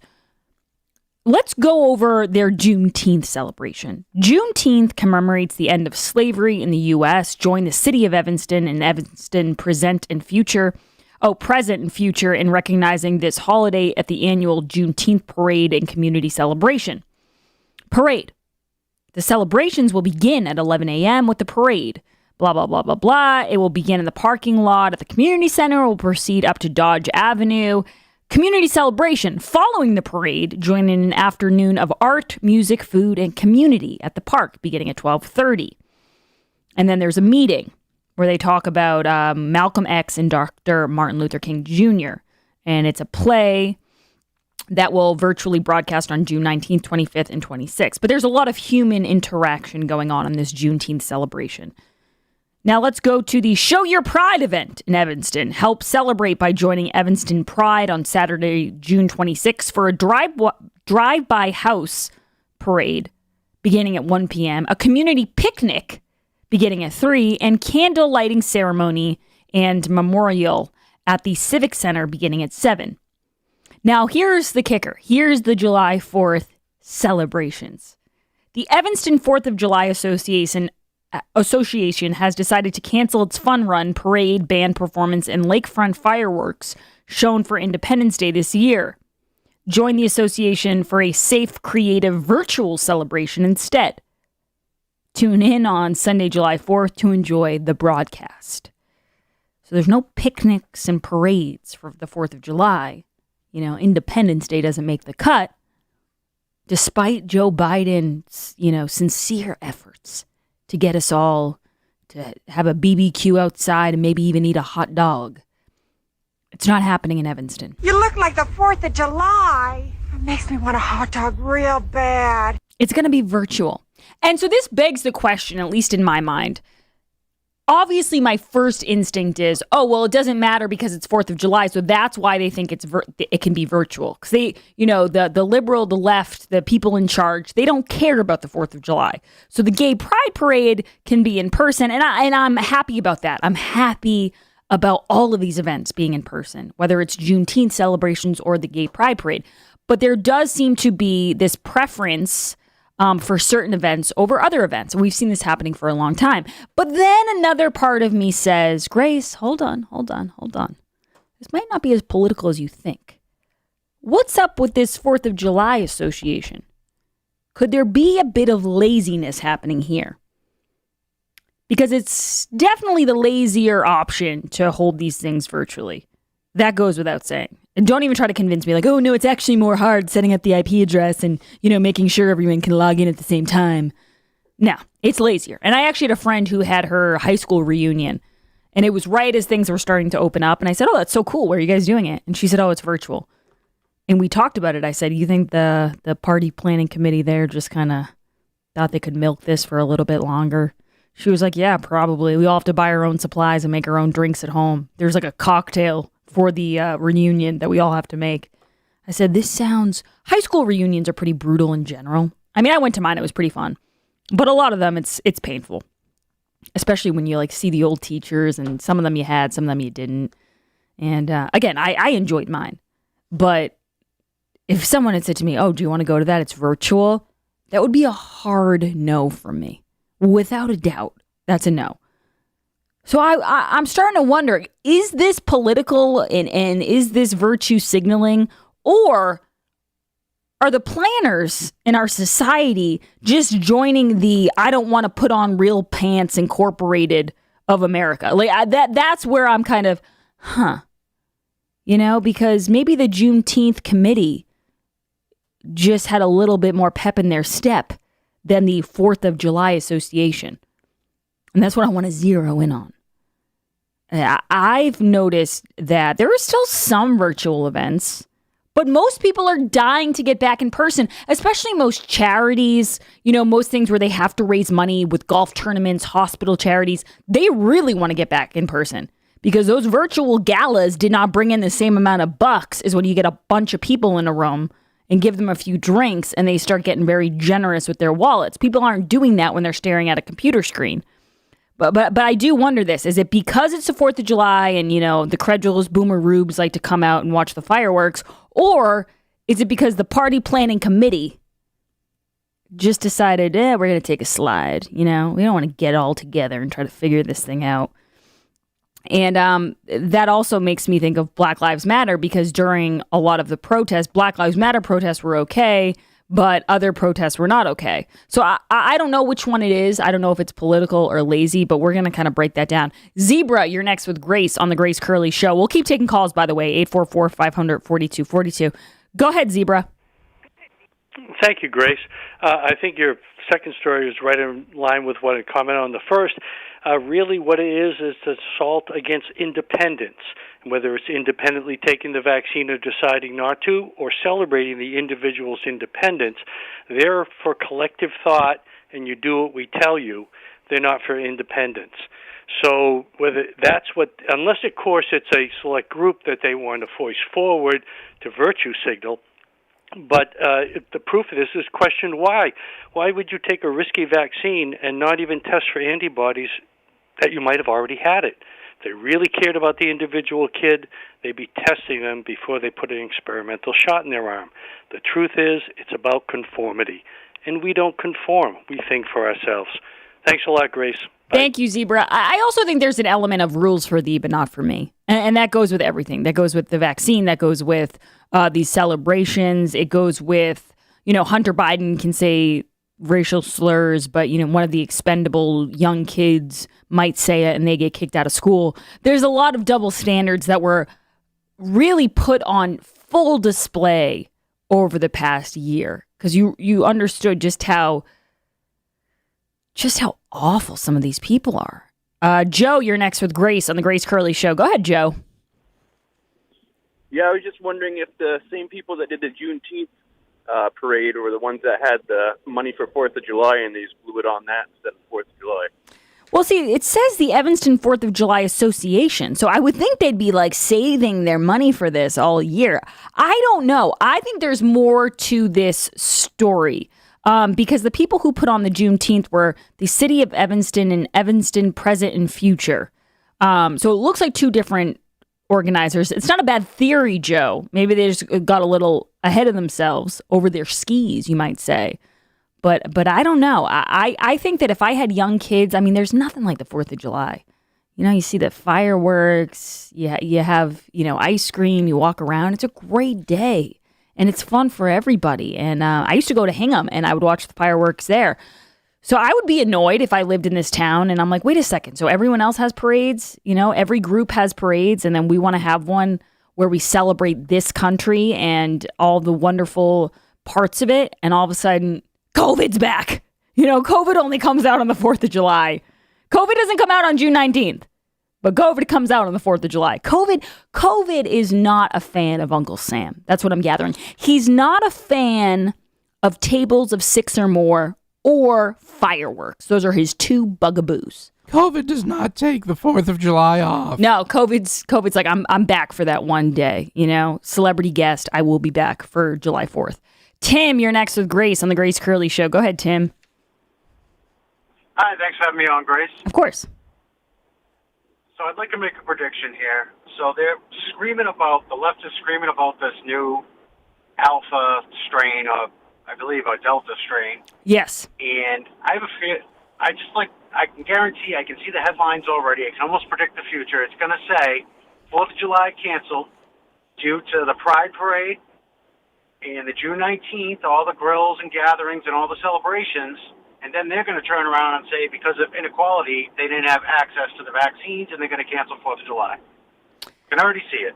I don't know, though. And Tim, normally, like if you had said this to me 6 months ago with events, I would say yes. But I think I was talking to a woman at our event on Friday at the 110 Grill, and I was talking to her about I'm getting married in November. And I'm sorry if it sounds like I bring that up a lot. I just my only gauge of like a big event that's happening for me. And I said, oh, yeah, it's looking pretty good. I said, I don't know. There's talk of second strains and upticks and waves and charts and mutants and all that stuff. And she said they could never do this again. They could never do this again. The toothpaste is out of the tube. And I wouldn't believe that mindset because I don't really put anything past these bureaucrats and these left progressive politicians. But I think the more we find out about the virus and where it came from, the less likely these excuses are going to work. Saying, well, there was an uptick and now we have to do it. I don't think people are going to go for that. And the more we drill down on Dr. Fauci and the Wuhan lab, the less likely we're going to have a situation like this again, which might explain why a lot of people don't see the point of getting to the bottom of it. Suddenly it's like, well, what difference does it make where it came from? You know what I mean? Who cares? What difference at this point does it make? So I'm hoping that that's the mutants, the strains, that's not going to be the case. But what you did just make me think of, Tim, was Dr. Fauci when he claims that these attacks are attacks that are actually criticizing science. And obviously his ego is out of control. I mean, he is not science. That's like saying Jeffrey Toobin is the law. It just doesn't add up. But these are attacks on something. And I want to point out for Dr. Fauci what they're actually attacks on. They're attacks on unelected officials destroying the economy based on whatever way the wind is blowing that day. They're attacks on an egomaniac calling the shots on whether or not I could go outside and breathe in fresh air or see my family over the holidays because he felt like it. They're attacks on deliberately suppressing a valid Wuhan lab leak theory to protect China rather than, look into it. And they're really just attacks on this gross hypocrisy and this obsession with control that we've seen over the past year and a half with Democrats. That's what this is an attack on, Dr. Fauci. Leave science out of it. Leave science out of it completely. They're attacks on a group of people who told us time and time again that we would never have a vaccine within a year. And then we did. And they didn't even apologize. They didn't say they were wrong. People are sick of this. They're sick of hearing that, listen, you can't have a wake for your aunt, but, you know, if you decide to go out and protest and throw a brick through a building, you'll be all set. Charlie Baker will have your back. I think that was a real breaking point for people. And when I see this story about, you know, the Pride Parade and the Juneteenth parade happening, and then July 4th gets the old, computer treatment, the Zoom treatment, I'm kind of amazed that there's still people bold enough to try to pull this off after what we've seen. I don't know what their excuse is going to be, but I am, the more I talk about it, thinking these people just got lazy. They just didn't want to plan it. Arthur, really quick, you're next with Grace on the Grace Curley Show. Go ahead, Arthur. Well, like Dr. Grace, your show is fabulous. One of the best of all time. Gets better every day. Oh, thank you so much. The first time I noticed Dr. Fauci when they were giving that report every day in the afternoon, somebody asked him after he gave this prediction to Donald Trump, who by the way is a germaphobe, that 2.5 million people were going to die, and that would put the fear in anybody, and especially somebody like Trump. And then when they asked him, how did he come up with this? He said, well, he based his theories on assumptions that he put into a model. And when I said he's basing this on assumptions. Well, I think it's even worse than that, Arthur. I think the 2.5 million number, and I'd have to double check this, I think that came from the Neil Ferguson guy. And he was the same guy, I believe, who got caught sneaking out to see his mistress during COVID while the rest of the world was, just losing their jobs and their businesses and missing family events and important milestones. He was, running to his mistress's house because the world was shut down because of his bogus model. Thank you for the call, Arthur. I appreciate it.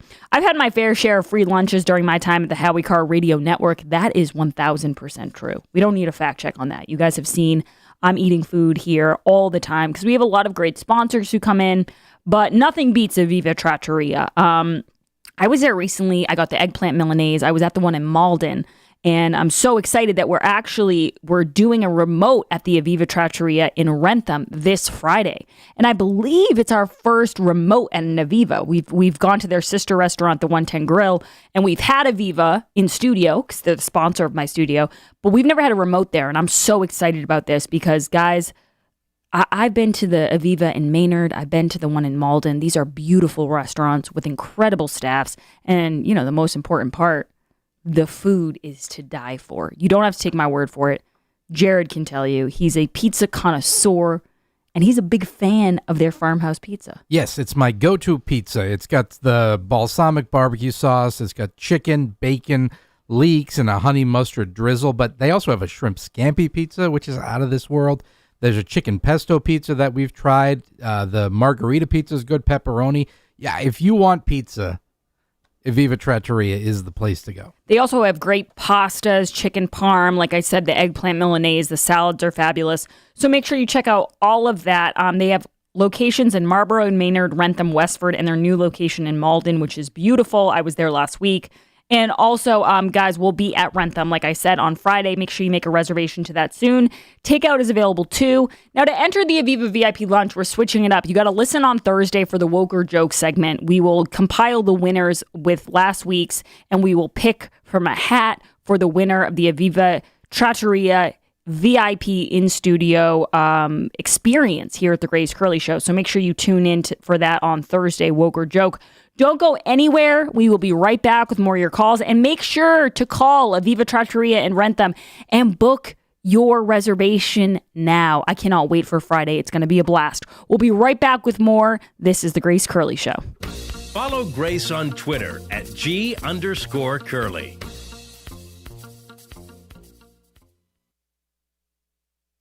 He's the gaffe that keeps on giving. Here's 1 minute of former Vice President Joe Biden. You teachers who touched them, figuratively speaking, Well, I hope you touch them and tell them how much you love them too. But my point is, when you touch their hearts, I get in trouble some of the things I say, but I want to tell you, just be straight up. If I'm your president, with me, it starts here in my gut, it goes to my heart, and then I articulate it. And by the way, you know, I sit on the stand and it get hot. I got hairy legs that turn blonde in the sun. And the kids used to come up and reach in the pool and rub my leg down so it was straight, and then watch the hair come back up again. 1.2 billion. So you go ahead and you stack spaghetti sauce at a store in a supermarket. You control the guy or the woman who brings out the carts on a forklift. So I learned about roaches. I learned about kids jumping on my lap, and I've loved kids jumping on my lap. A lot of us are going to be on the move again this summer. So my advice to you, take your Raycons with you. Whether you're working out to a pumped-up playlist or listening to a podcast on your commute, a pair of Raycon wireless earbuds in your ears can make all the difference. With Raycon, you get crisp, powerful beats at half the price of other premium audio brands. Their wireless earbuds look great and feel even better. They come in a range of cool colors with customizable gel tips for a comfortable in-ear fit. Raycons are built to go wherever you go with quick and seamless Bluetooth pairing and a compact charging case. And with a 24-hour battery life, they're a must-have for your daily grind, all day, every day. Raycon has a 45-day happiness guarantee, so give them a try. You'll be surprised you ever went anywhere without them. That's buyraycon.com/Howie. Buyraycon.com/Howie. Buyraycon.com/Howie.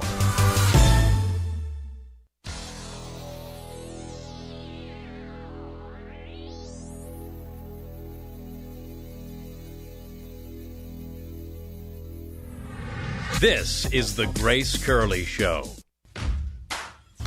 Yeah, Tony Fauci is not acting as a scientist or a doctor anymore. He's acting as a Democratic Party activist in a white lab coat. Why doesn't he tell us what science, what data backs up the Biden administration's stupid mask mandate for airports and airplanes? I mean, are you more likely to get the coronavirus in an airport than you are a shopping mall or an airplane? Right. That was Senator Tom Cotton, and I understand why he's so frustrated. I mean, if someone tried to paint you as a wild conspiracy theorist for months because you used a little bit of common sense, you'd feel a healthy mix of vindication and also frustration, I'm sure. So this article that Howie had given me earlier from the National Review, and I'll find out who wrote it, I'll tweet it out. It's great. It's the fall of St. Anthony Fauci, and my favorite part actually comes at the beginning. It says the White House Coronavirus Task Force was meeting regularly and issuing daily briefings at that time. In the Situation Room, economic advisors began presenting their models. We had been talking about models with Arthur in the last segment. Their models and predictions for the economic effects of lockdown to the task force, including its leader, Vice President Mike Pence, and the president. What the advisors reported was shocking. Just 4 weeks of lockdown would lead to millions of Americans unemployed, extreme burdens on the public purse, and the greatest 1-month contraction of the American economy since the Great Depression. A health advisor present said that as the lights came up following the presentation, most of the people there were shocked. The gravity of what had just been said, all of which shortly came to pass, seemed to have stunned everyone into silence. Except one man, Dr. Anthony Fauci, the director of the National Institute of Allergy and Infectious Disease, immediately turned to Vice President Pence and asked a question that appeared to dismiss not only the imminent miseries of lockdown, but the relevance of the entire subject from the proceedings. Do you know what he said? After this entire presentation about how much this was going to hurt the American economy, which, I mean, I know Fauci doesn't care. He's the highest paid federal bureaucrat in America. But for a lot of people, the economy matters. You know, a lot of people vote based off the economy. A lot of people depend on a booming economy to help their 401ks and to help their stocks and to help their bank accounts. Do you know what Dr. Fauci said after finding out all about this? How 4 weeks of lockdown was going to kill the American economy. He looked at Mike Pence and he said, "I'm still in charge, right?" I'm still in charge, right? Because he didn't care about any of that. Of course he didn't. He just cared about one thing, power. Power. We'll be right back, guys. We have a great guest coming up. We're going to talk about John Rahm and golf, and also the first transgender to compete in the Olympics. Don't go anywhere. Hey, Howie, do you know what this Friday is? Yes, I do. It's the remote I've been waiting for all season. My studio sponsor, Aviva Trattoria, is hosting us this Friday from 12 to 6 at their Rentham location. Father's Day is over, but summer reading has just begun. Yes, and we've shipped in more copies of Kennedy Babylon 1 and 2. Every Aviva customer can pick up one free book from those 2 titles or any of my other books, too. Yes, and we will be raffling off a few copies of Brothers Bulger and Hitman, too. But I'm most excited about their great food. Are you going to get your favorite veal parm at Aviva, Howie? Maybe veal parm for lunch and then the short rib risotto for dinner. So come visit us this Friday at Aviva Trattoria in Rentham from 12 to 6. We'll have books, fun raffle prizes, and of course, a few laughs. Reservations are strongly recommended. Yum, yum, yum. What deal can we have, Crazy Nancy? The Constitution does not say that a person can shout wolf in a crowded theater. But to be clear, you're not taking any arrows out of your quiver. You're not ruling anything out. Good morning. Sunday morning. Chocolate, candy, chocolate, and then we have some other chocolate here. Consistently practice social distancing. Why does AOC complain that you have not been grooming younger people for leadership? I don't know. You'll have to ask her. That was kind of sharp. I'm not a big needle taker. I mean, I had a hard time getting my ears pierced. I'm not a big needle taker. I mean, Mother Earth is angry. She's telling us. What do you think is causing this erratic behavior? I think that the president has always had erratic behavior. I have ice cream in my freezer. I guess that's better than having Lysol in somebody's lungs. Civilization as we know it is at stake. I don't drink, but I'm happy to have ice cream with anybody, anytime. Are we starting to feel bad for Joe Biden? Sorta. Are we going to play his gaffes anyway? Of course. My name's Joe Biden. I'm a Democratic candidate for the United States Senate. Now we need to stand behind Jamie Harrison, the next president, next senator. I'm looking forward to appointing the first African-American woman to the United States Senate. Just like here in California, here in Nevada. Back in the spring, late fall, late spring, late winter, early fall. Anyway, you know what I mean. Look, tomorrow's Superstar Tuesday. I tell you what, I'm rushing ahead, aren't I? We hold these truths to be self-evident. All men and women created by you know the thing. It says you cannot have 20, 30, 40, 50 clips in a weapon. We'll see who's sleepy. Mr. Vice President, thank you. All right, Chuck. Thank you very much. All right. It's crisp. Sometimes I wake up and I think it's 1920 and not 2020.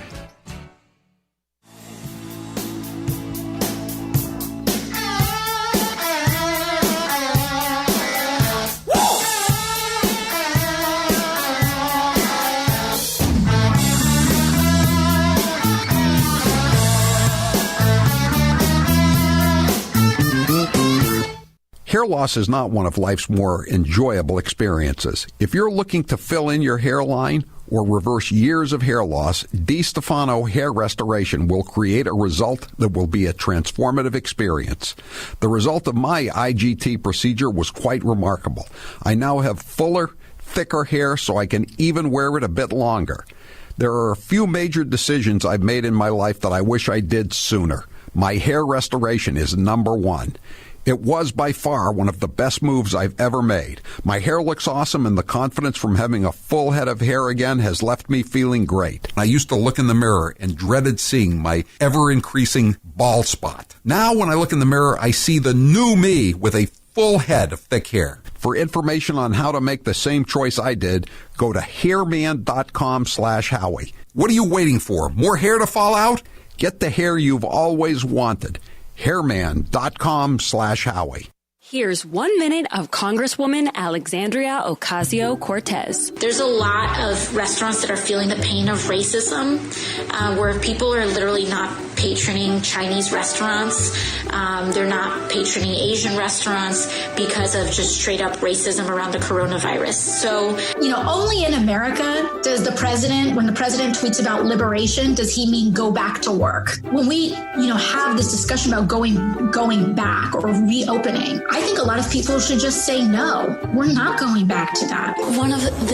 I know it sounds banal. Do we know how long puppies are allowed to stay with their mothers after a dog has given birth? I don't. 8 weeks. Wow. So the market has decided that women and people who give birth deserve less time with their children than a dog. So the whole premise of the Green New Deal is that we're screwed. Why you always lying?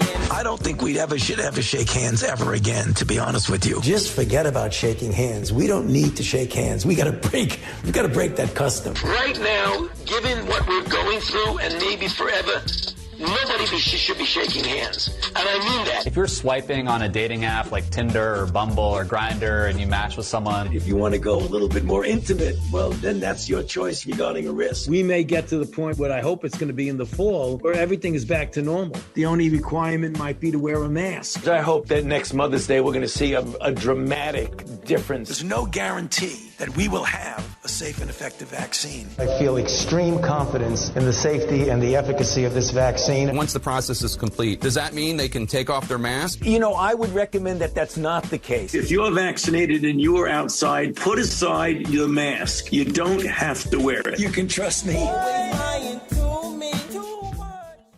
Hair loss is not one of life's more enjoyable experiences. If you're looking to fill in your hairline or reverse years of hair loss, DiStefano Hair Restoration will create a result that will be a transformative experience. The result of my IGT procedure was quite remarkable. I now have fuller, thicker hair so I can even wear it a bit longer. There are a few major decisions I've made in my life that I wish I did sooner. My hair restoration is number one. It was by far one of the best moves I've ever made. My hair looks awesome, and the confidence from having a full head of hair again has left me feeling great. I used to look in the mirror and dreaded seeing my ever-increasing bald spot. Now when I look in the mirror, I see the new me with a full head of thick hair. For information on how to make the same choice I did, go to hairman.com/Howie. What are you waiting for? More hair to fall out? Get the hair you've always wanted. Hairman.com/Howie. Hello, all the participants in tonight's event. We can overcome the deadly virus. We can reward work. We will reclaim our credibility. The pandemic, we need all our strength to persevere. Rural versus urban. America built of decency. I took it to instill public confidence in the vaccine.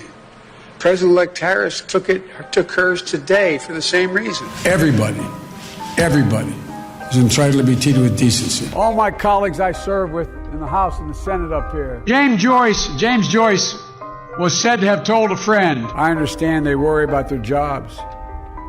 I understand, like my dad, they lay at bed staring at the ceiling. Yes. God love you, man. You're a one-horse pony. Come on, give me a break, man. You've been hearing me talk about Super Beets for a while now, and I'm sure some of you are still thinking, why Super Beets? You could take it from me. The benefits of Super Beets are incredible. I take them twice a day. Once in the morning when I get up, even before I have my first cup of coffee, and the other time in the afternoon, right before the show. It gives me a burst of energy. It's great for my blood pressure. It's good for circulation. It just makes you feel better. If that doesn't convince you, we can talk about the science behind Super Beets. Beets have nitrates. Nitrates support better blood flow, and better blood flow equals better energy and efficiency throughout the body, and even supports healthy blood pressure. But Super Beets does so much more than eating regular beets and is unparalleled compared to other beet powders. Just one scoop of Super Beets has the nitric oxide equivalent of 3 whole beets. Go to Super Beets.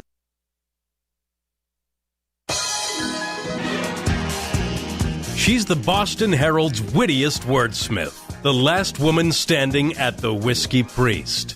Once a very legitimate magazine that we definitely didn't make up named her the Michael Jordan of radio. Wait, don't you think we're laying it on a little thick here, Grace? Just stick to the script. Oh, okay. Live from the Aviva Trattoria studio, it's the Grace Curley Show. Hello, everyone. Welcome back to the Grace Curley Show. Thank you so much for joining me on this Monday. We're going to have a great week of shows planned for you guys. Lots of fun in store. So make sure you keep tuning in. Make sure you make your reservation for Aviva Trattoria on Friday.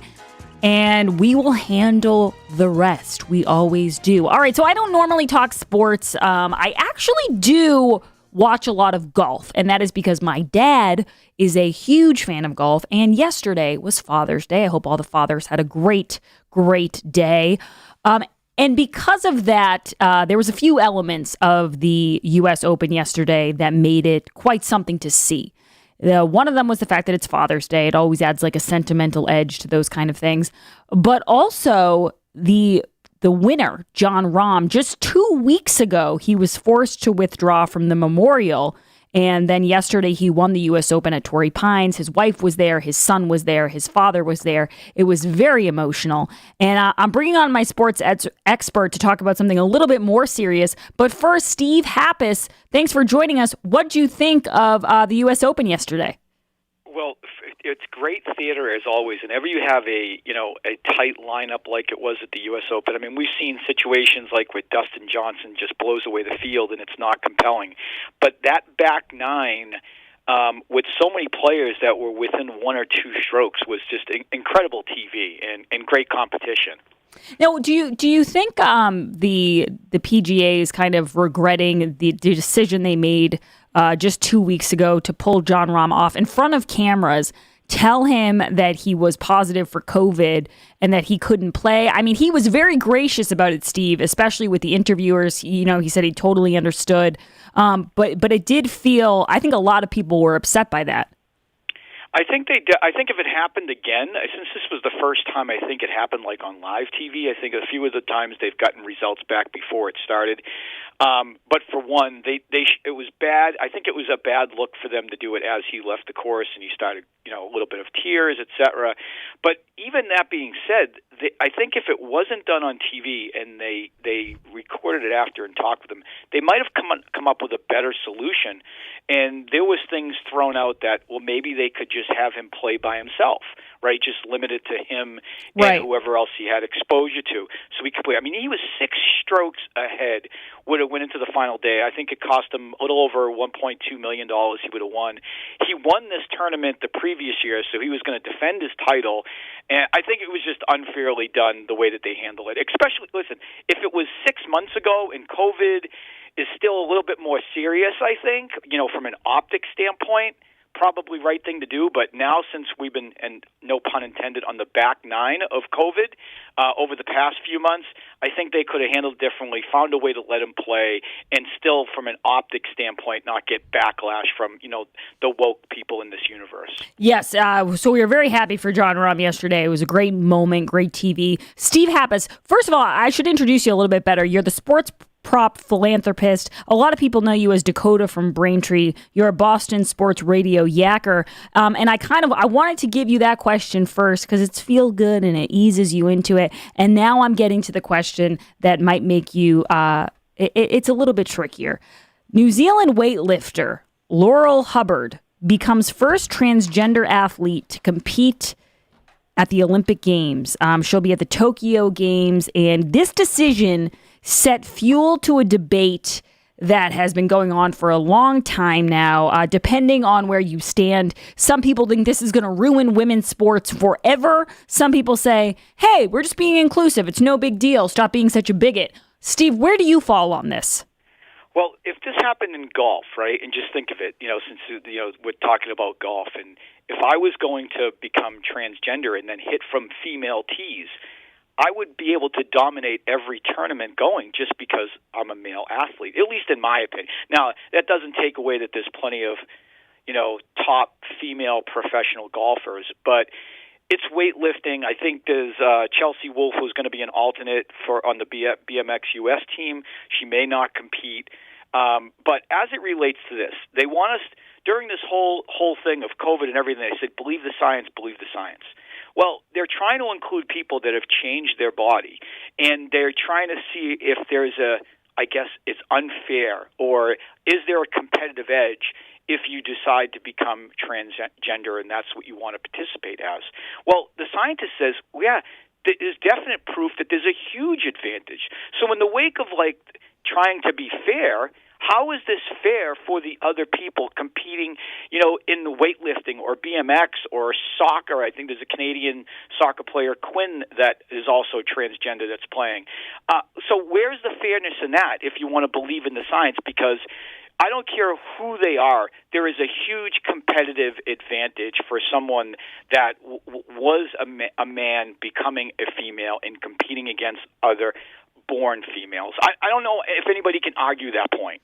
Well, I like the example you gave of playing on from the female tees, because you'll remember Megan Rapinoe, who is now working with Victoria's Secret. She's very woke. She gets a lot of praise. She actually was stood at the podium in the press room before Joe Biden ever talked to the press and did an actual press briefing. She's a star. And if you remember, she actually lost. Her team lost to a team of U15 boys.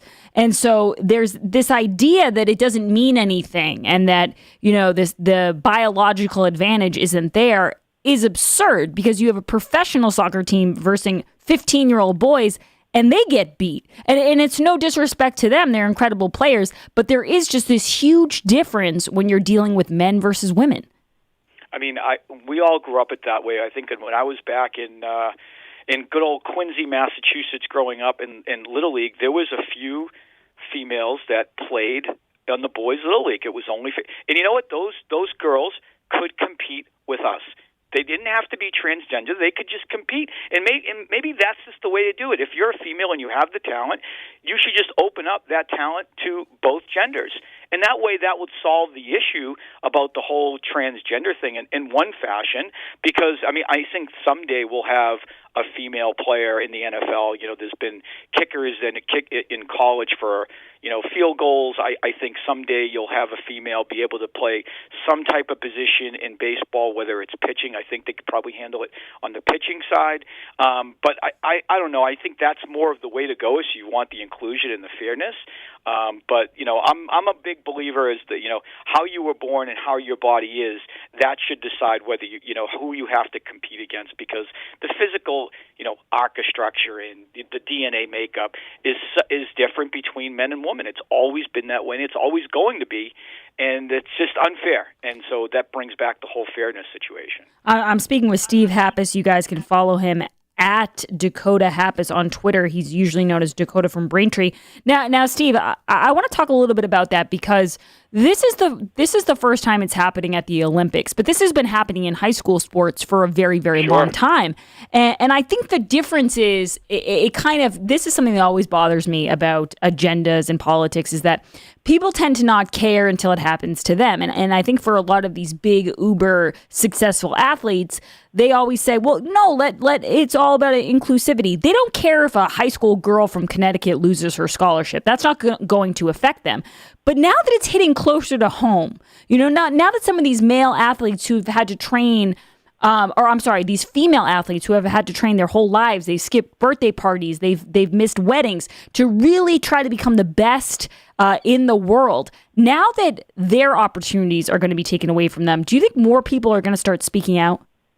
I think if they end up winning, like say Laurel ends up winning the super heavyweight and wins a gold or a silver, and it's taken away from someone in the U.S. or someone that part of the media will cover, I think then it will matter. I think they're going to be included in any of the sports at Olympic, and they set the guidelines up. And I think they updated the qualifying requirements for, I think, the testosterone levels, so she could become eligible.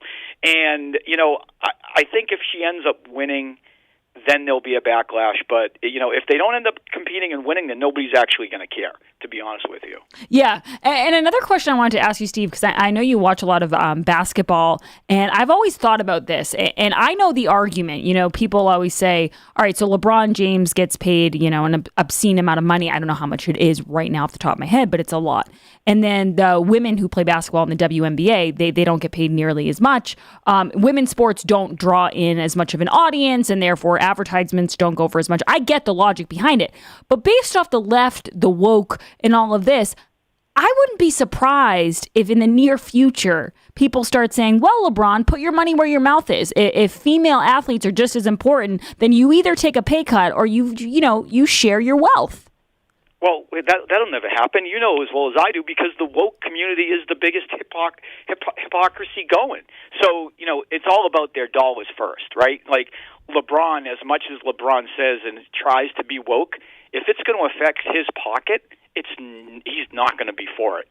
So to me, it'll never happen from that standpoint, because when it comes to the dollar side of it, the elite left, whoever is in control, they're thinking of themselves first. But their mouthpiece needs to be something different. Yeah, I think this is going to open up a whole new can of worms. Once you start getting involved with these elite athletes and you start messing with their paychecks and their prizes and whatever they're going to come home with, I think people will start to realize, oh, this is a little bit of a slippery slope. Steve Happis, thank you so much. Steve, the next time you're on, I think we're going to have people, call in and maybe ask you some questions, because you are really great at this. Everyone can follow Steve on Twitter at Dakota Happis. Thank you very much for joining the Grace Curley Show. Thanks, Grace. The reviews are in for the Eden Pure Thunderstorm air purifier. One user wrote, simple to use and easy to install. Just plug them in. If you have 3 dogs, buy 3. If you have a lot of rooms in your house, buy a few of them. Give one to a friend. These things always come in handy. Jared has one in his car.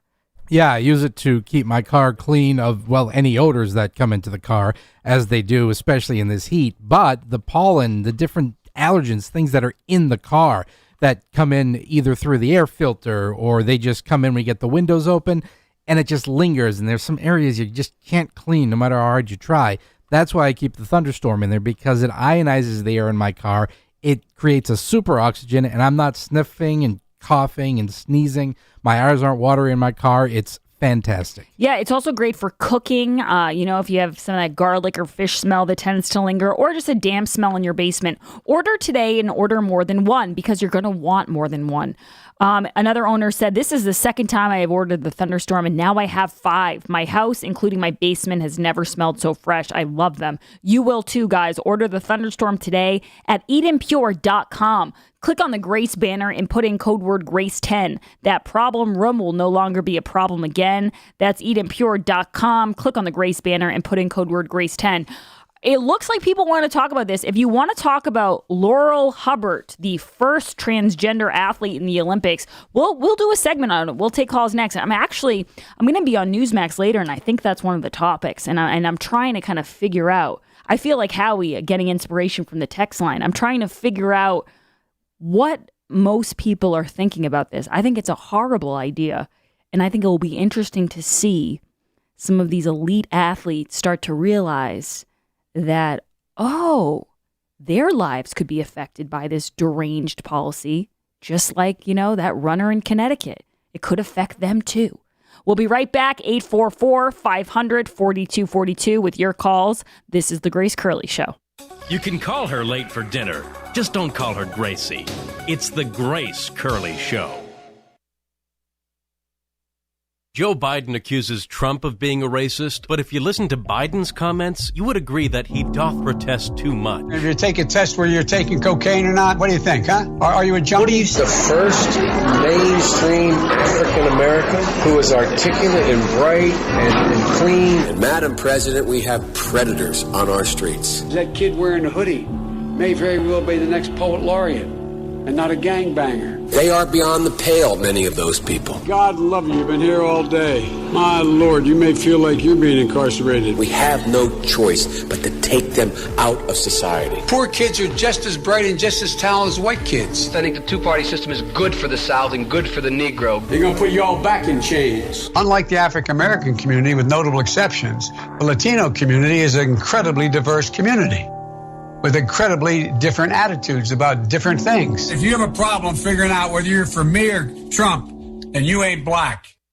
I'm here with Dr. Noristani for Balance 7. Dr. Noristani, how exactly does Balance 7 work to give you more energy? Given the fact that what we eat and what goes inside of our body, your body starts building up what is called a acid load. Your fatigue level, your concentration level significantly decline. By taking Balance 7, it helps you to bring your pH back to normal so you could feel the amount of energy that's lost and restore some of the energy that you wouldn't have otherwise. How does Balance 7 help my arthritis. Acid buildup leads to increased and significant amount of inflammation. So when you take care of the underlying problem and allow your own body to fight its own battle, you'll see the significant benefit. Can you take more than 3 shots a day? If you feel like you need a dose or two throughout the day for a couple of days, then sure, you can go ahead and do that. It's safe. Give Balance 7 a try. Order any of the 1-month supply and put in code word Howie for your first order. You'll save $10 and get free shipping. That's balance7, the number 7.com, code word Howie.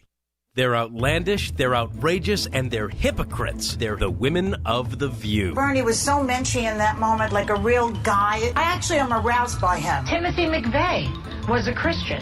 Just saying. Hitler was a Christian. Well, he didn't like the Catholics. Trump needs to be medicated and hospitalized at this point, or he is going to just kill all of us. I mean, do we have to wait till the hammer and sickle is on the American flag before we stand up to this guy? Joy, you've worn blackface. I did not go in blackface, please. No, she was not in blackface. Thank you. It was a Halloween party. I went as a beautiful African woman. Did you have tanning lotion on, Joy? A little. I had makeup that was a little bit darker than my skin. I'm hoping Dr. Jill becomes a Surgeon General. She's a hell of a doctor. Whoopi, you said that Roman Polanski, it wasn't rape. I know it wasn't rape. Child molest, maybe? I'm not sure. It was something else, but I don't believe it was rape. Oh, no.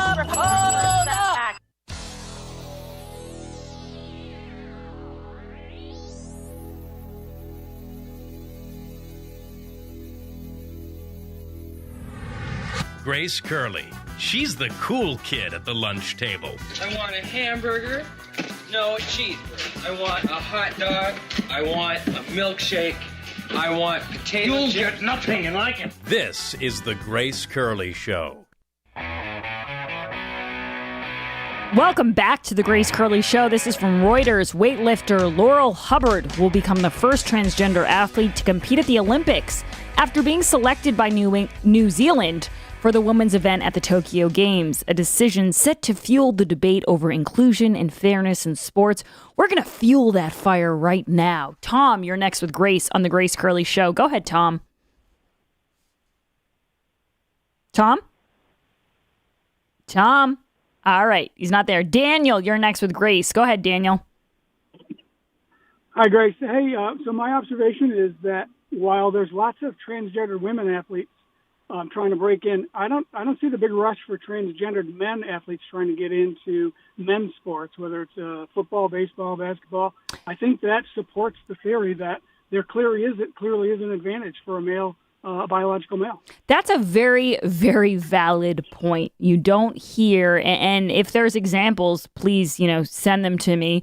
You can follow me on Twitter at @G_Curly, but I don't really see many examples of women transitioning into men and then wanting to compete in men's sports. But I do hear often, you see pictures of a bunch of 14-year-old girls playing basketball and then one transgender person who towers above them also playing basketball. So yeah, it does seem like they're all going one way. But again, Daniel, I don't want to partake in your hate speech. So I might just let that one slide.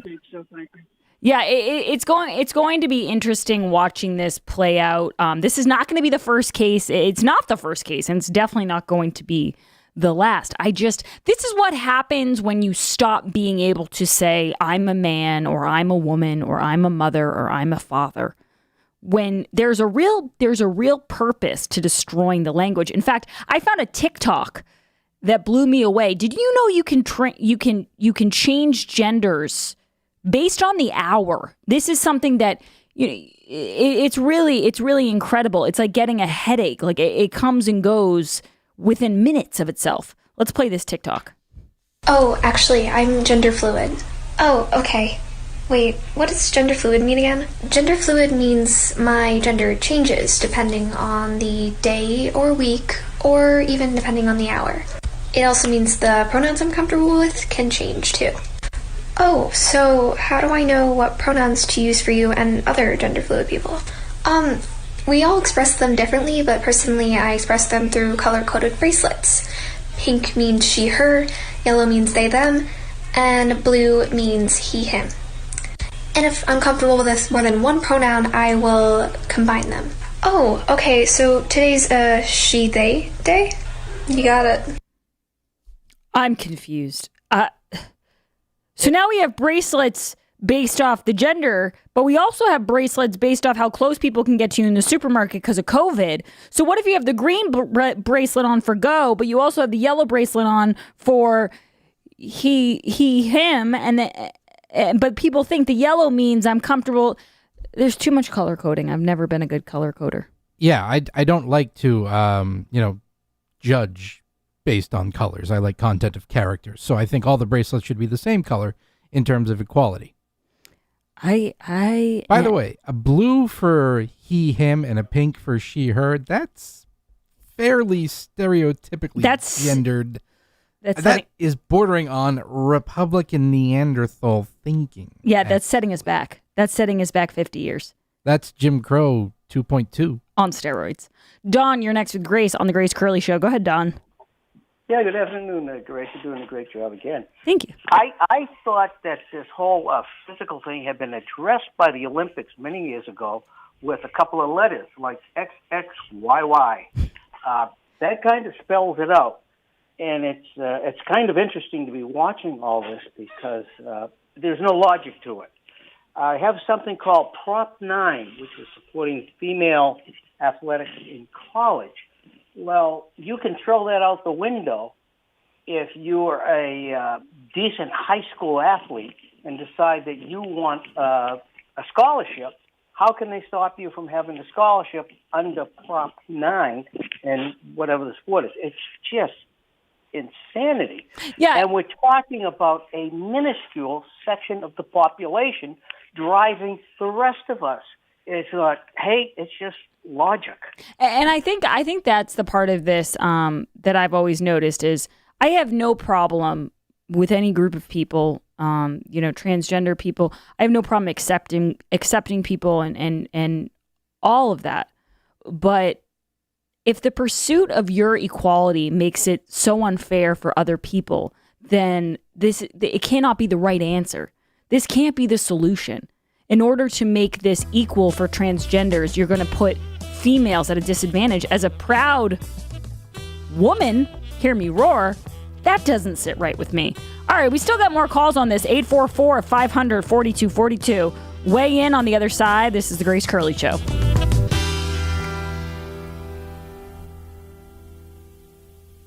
Hi, I'm Michael Wall, regional owner for Exit Realty New England. The real estate market is on fire. Over the past year, real estate has continued to sell. Our brokerages throughout New England have continued to thrive, and our agents have been able to enjoy a great income through sales and the single-level residuals exclusive to Exit Realty. I give you this brief market update in order to let you know that if you are looking for an opportunity, Exit Realty New England is growing and hiring and training agents. Exit Realty agents are able to better serve buyers and sellers with the Exit Realty tools and technology that lead to faster sales, higher offers, and a seamless, stress-free process for our clients. If you are looking to buy or sell a home in our area, now is the time. The market is moving fast, and an Exit Realty professional can help you find your next home and sell your current home fast and for top dollar. Find out why savvy realtors and consumers choose Exit Realty. Simply text Exit Moves NE to 85377 to learn more. That's all one word, Exit Moves NE to 85377.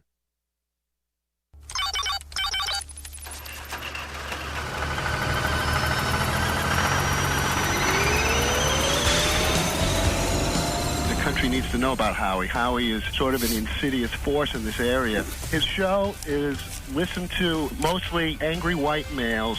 Racism is a key factor in your show on a constant basis. You are a good entertainer, Howie, and hats off to you for that. You have the highest ratings. People listen to you, but your show brings down the level of debate. You are an intellectual lightweight, and you're a racist. I deal with the issues of the day. I'm number one with men. I'm number one with women. I have good demographics. I have the highest ratings of anybody in Boston Talk. I'm trying to put on a good show, and I'm a conservative. I admit that. You know, I hate to be in a position to defend Howie Carr. I will probably rue this day for the rest of my existence. It's not just angry white men. I'm not that angry. I should say I am a white man. I am the only liberal who admits I listen to Howie Carr. A lot of us are going to be on the move again this summer. So my advice to you, take your Raycons with you. Whether you're working out to a pumped-up playlist or listening to a podcast on your commute, a pair of Raycon wireless earbuds in your ears can make all the difference. With Raycon, you get crisp, powerful beats at half the price of other premium audio brands. Their wireless earbuds look great and feel even better. They come in a range of cool colors with customizable gel tips for a comfortable in-ear fit. Raycons are built to go wherever you go with quick and seamless Bluetooth pairing and a compact charging case. And with a 24-hour battery life, they're a must-have for your daily grind, all day, every day. Raycon has a 45-day happiness guarantee, so give them a try. You'll be surprised you ever went anywhere without them. That's buyraycon.com/Howie. Buyraycon.com/Howie. Buyraycon.com/Howie. Okay, boys and girls, gather round. It's story time with Grace Curley. Tell me the story of the missing makeup brush. When I first started working for Howie, I was in sales with the mailroom manager. And one time I bought this really expensive makeup brush. Working for Howie, it was like my first real paycheck. So I went out and bought this super expensive brush. And when I was driving around with the mailroom manager, we go all over New England making sales. I lost it. I thought I lost it in her car. And, I asked her, I said, hey, have you seen my makeup brush? And she was kind of like, no, I haven't seen it. I'm sure it'll turn up. But I was really determined to find it, and I kept saying, like, no, you got to check again. You got to check again. I eventually found it in my own car under the seat, but she still remembers thinking, this girl is wacky about her makeup. Catch all of Grace Curley's stories weekdays right before Howie from 12 to 3 on The Grace Curley Show. And follow Grace on Twitter at G_Curley. You ever noticed how Charlie Baker's becoming very recognizable these days? I think that the most important thing we need to do at this point in time is recognize the importance of recognizing and understanding, which is why we recognize and understand that in addition to recognizing the investments, and we absolutely recognize and understand that every one of these decisions, folks in law enforcement can incorporate recognizing and understanding issues like that into the way they engage with people, focusing on recognizing spending money, because we recognize that many people in public life recognize or appreciate. Recognizing and understanding that there's more than one way to recognize and understand. We all have to continue to recognize and understand, be smart and recognize and understand, and start thinking about it as a game that recognizes and understands that for people to continue.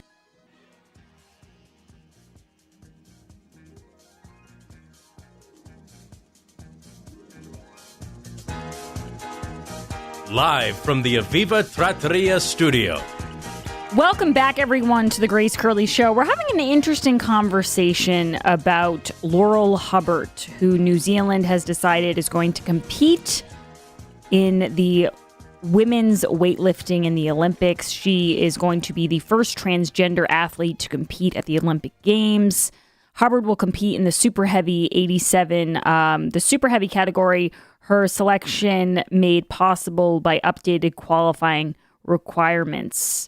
The 43-year-old, who will be the oldest lifter at the Games, had competed in men's weightlifting competitions before transitioning in 2013, which is also interesting. It means that, she did get to see what the competitions were like for men, and then she transitioned. And I'm not saying that's why she transitioned, but it is interesting. Oh, and by the way, I'm sorry. I said super heavyweight, but it's super heavyweight 87 kilogram category. All right, so we will go to the phone lines, but first let's do the poll question. Summer is here, and that means it's time to visit Cape Gun in Hyannis. Visit gracecurleyshow.com, click on store, and get a basic firearms LTC class for half off. Half off. That's a really good deal. We don't have many left, so get them fast. That's gracecurleyshow.com. Click on store. Jared, what is the poll question, and what are the results thus far? Will you be shopping on Amazon for Prime Day today? No, I will not. I'm going to stay strong. 91% say no, they will not. I do love this big bag of scrunchies I buy, not to sound like Dr. Jill, but I'm a huge scrunchie girl, and I'm sure I could get them for so cheap and they last me like the whole year, but I'm not going to do it. You have my word as a Biden. I will not be buying those. I don't think, maybe, potentially, definitely, perhaps not. All right, so what do you guys think? Laurel Hubbard is competing. She'll be the first transgender athlete to compete. Is this the right move by New Zealand? Is this the wrong move for the other female athletes out there? Catherine, you're the first woman weighing in on this. Catherine, go ahead. Catherine, are you there? Hi. I don't think it's fair. You don't think it's fair. Can you elaborate? Because a lot of people are going to say that's hate speech right there. I mean, it's not physically fair. Her body, I guess I would say her body is not the same. She, biological men are stronger. I know, and I almost think that it's really sad that people can't say that. There are so many things that women do that men can't do. And there are things that men can do that women can't do. And that's okay. There's this big liberal push to make everybody equal. And I think there's a difference between having equal opportunities and making everyone out to be the same. There's a difference between men and women. My body could have a child. That's an incredible thing. I'm not a birthing person. I'm a woman. And we've gone from being proud of the things that make us different to being ashamed of them or for pretending they don't exist. And that is very dark and very scary. Adam, you're next with Grace on the Grace Curley Show. Thank you for the call, Catherine, by the way. Go ahead, Adam. Well, I was going to talk about Biden, but I think this transgender is a really easy way to solve this problem, Grace. Yes. Have their own Olympics. Have them put all the money up and do it. If they're so intent on competing, have their own Olympics. And I think that would fizzle out pretty quickly. I think we're just talking, and it's not fair for men. Right, and the other part of this is I want to throw in 2 points here because Adam just reminded me of this. One is that Caitlyn Jenner, who's transgendered and went from, if anyone has a good idea of what they're talking about when it comes to transgender athletes and the Olympics, Caitlyn Jenner at one point said that biological men transitioning and then competing in women's sports is just not fair. Caitlyn Jenner, previously known as Bruce Jenner, one of the greatest athletes in the United States history, said that. And that was disregarded. And I think that's important. And I think the second thing is, no one is saying that someone like Laurel Hubbard shouldn't be able to play sports or compete. You should just have to compete with the gender that you were born with. I'm not saying you have to identify as that gender, but you have to compete with the gender that you were born with. Yes, because it comes down to physical traits. A 5'5" person cannot play in the NBA. That is a physical trait. Somebody with an enhanced muscle mass, muscle structure cannot compete against, or somebody with an inferior muscle structure cannot compete against somebody with a superior one. It's just, that's how it breaks down. But there's this real desire to detach from reality, like everything you're saying, because it doesn't make people feel good, then it can't be true. And the fact is, a lot of stuff that's true in this life, I've learned this and I'm only 29, a lot of stuff that's true doesn't make you feel good. But it doesn't mean it's not true. It doesn't mean it's not there. Let's go to Jeremiah. You're next with Grace on the Grace Curley Show. Go ahead, Jeremiah. Yeah, Grace, there's one argument that could just stop this whole nonsense altogether. A big, huge male decides to become a professional women's boxer and goes through the transvestite routine. I don't think any man or any woman in this country would put up with that for 10 seconds. All right, so I'm not going to use that word because I don't know if that's PC. But what I will say is I do think that if a man transitioned to become a woman, which I'm, again, Totally fine with that. I accept all people. I have all different kinds of friends.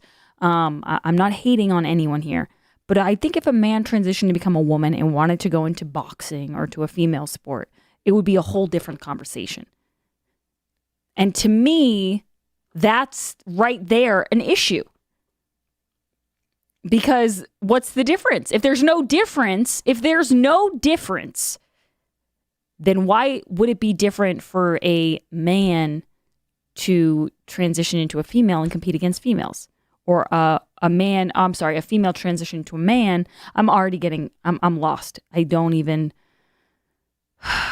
it's all so confusing. Mike, you're next with Grace on the Grace Curley Show. Go ahead, Mike. Hey, Grace, don't worry. We're all a little confused on this subject. Yes. Listen, when one of these people can go through 9 months and then go through the pain of childbirth, then I'll buy into this, okay? And number two, where are all the women not putting a cease to this? The woman should be standing up and just screaming at the top of their lungs and putting an end to this. You know, they used to all get together back in our day, Howie will tell you, with the burn the bra movement. I was just going to say, burning the bras, yes. Yeah, I mean, where are these women? They're not all out there in the street saying this needs to stop.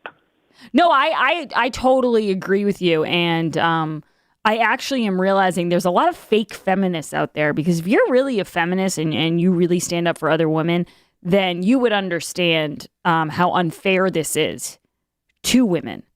And you'd be proud. You'd be proud of the things your body can do that men can't do. I mean, we're the ones who make sure, and with the help of men, obviously, but we are the ones who can have children and keep society going. We have a lot of things we can do. We're great athletes, but we should be competing against other athletes who are females. I don't understand. I totally agree with that last call. I don't know where these women are speaking up. And I know some women speak up when their daughters get to an age where, hey, she was the fastest runner in Connecticut and now she's losing her scholarship. But we have to speak up before that. But again, it comes down to people are so afraid to offend. People are so afraid to not be woke. And so what we do is we bite our tongues and we let the situation get bigger and bigger and bigger until it starts to affect us. And it starts to affect you directly. And I'll be honest, I'm not an athlete. Never have been. My dad can attest. He went to all my games. I was terrible. It didn't matter who I was competing against. I was always awful. So this isn't an issue for me, but you have to recognize when things are not right and things aren't fair and speak up anyway.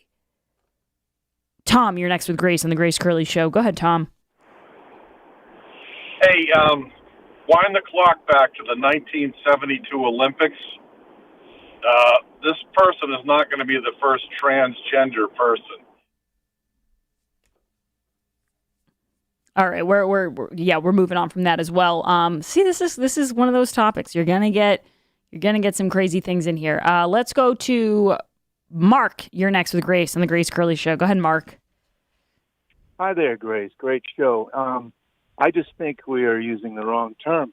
We got to stop using the word gender when trying to figure out the rules for different things, and use the word sex, because that's what determines our biological differences in that way. It's our sex. Gender is some sociological term coined a few decades ago and can mean anything. So that's what I got to say about that. Yeah, no, I agree with you. And I think just listening to that TikTok, gender fluidity, it creates, I guess it's more of a mindset than anything else, but biology exists. That's the craziest part of this, is when you start to get into like doctors and actual experts who start saying, well, you can't really define anything. The people who, are supposed to follow the science, the settled science, are also buying into some of this. Catherine, you're next with Grace on the Grace Curley Show. Go ahead, Catherine. Hi. My thought on this is, why don't they just divide the athletes by weight class? There are a lot of short guys who like to play basketball. Maybe they could play on a shorter team. There are some women that can compete with men and some that can't. And these huge guys that are competing with women, shame on them. I don't care what they call themselves. Why not just separate them by size and weight? Yeah, I know what you're saying, Catherine, and I think that's a decent point. But I do think that there is, even if you weigh the same much as a man, and I'd have to check this, I don't know, but I do think there's just innate advantages in a male body, whether it's strength. It's not just about physical weight, I don't think. But that is a good point. Bruce, you're next with Grace on the Grace Curley Show. Go ahead, Bruce. Hey, Grace, it's great to see you again, Howie, at the 110 Grill, but you were on the air. I don't know if you remember me. I took a knee to Howie like I was being knighted. I was so honored by being there. But I do remember you, Bruce. I remember you. Thank you for coming by. Go ahead. Don't ever change into a male producer. That would just break my heart. I knew you were beautiful, and I couldn't believe how beautiful you really are. And I like women, and I think women should compete against women, and a guy that thinks he's a woman should have to cut off his tally. Okay. Yeah, no, we're good on that. There's going to be a lot of dumping.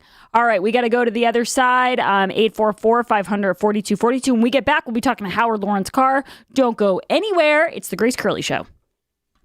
You're listening to the Grace Curley Show. This hour of the Grace Curley Show is brought to you by Moby Dick's on Route 6 in Wellesley. Don't let the lines deter you. The food is well worth the wait. From their seafood gumbo to their famous lobster rolls, Moby Dick's has it all. Check out their menu at mobys.com. Hey, Howie, do you know what this Friday is? Yes, I do. It's the remote I've been waiting for all season. My studio sponsor, Aviva Trattoria, is hosting us this Friday from 12 to 6 at their Rentham location. Father's Day is over, but summer reading has just begun. Yes, and we've shipped in more copies of Kennedy Babylon 1 and 2. Every Aviva customer can pick up one free book from those two titles or any of my other books, too. Yes, and we will be raffling off a few copies of Brothers Bulger and Hitman, too. But I'm most excited about their great food. Are you going to get your favorite veal parm at Aviva, Howie? Maybe veal parm for lunch and then the short rib risotto for dinner.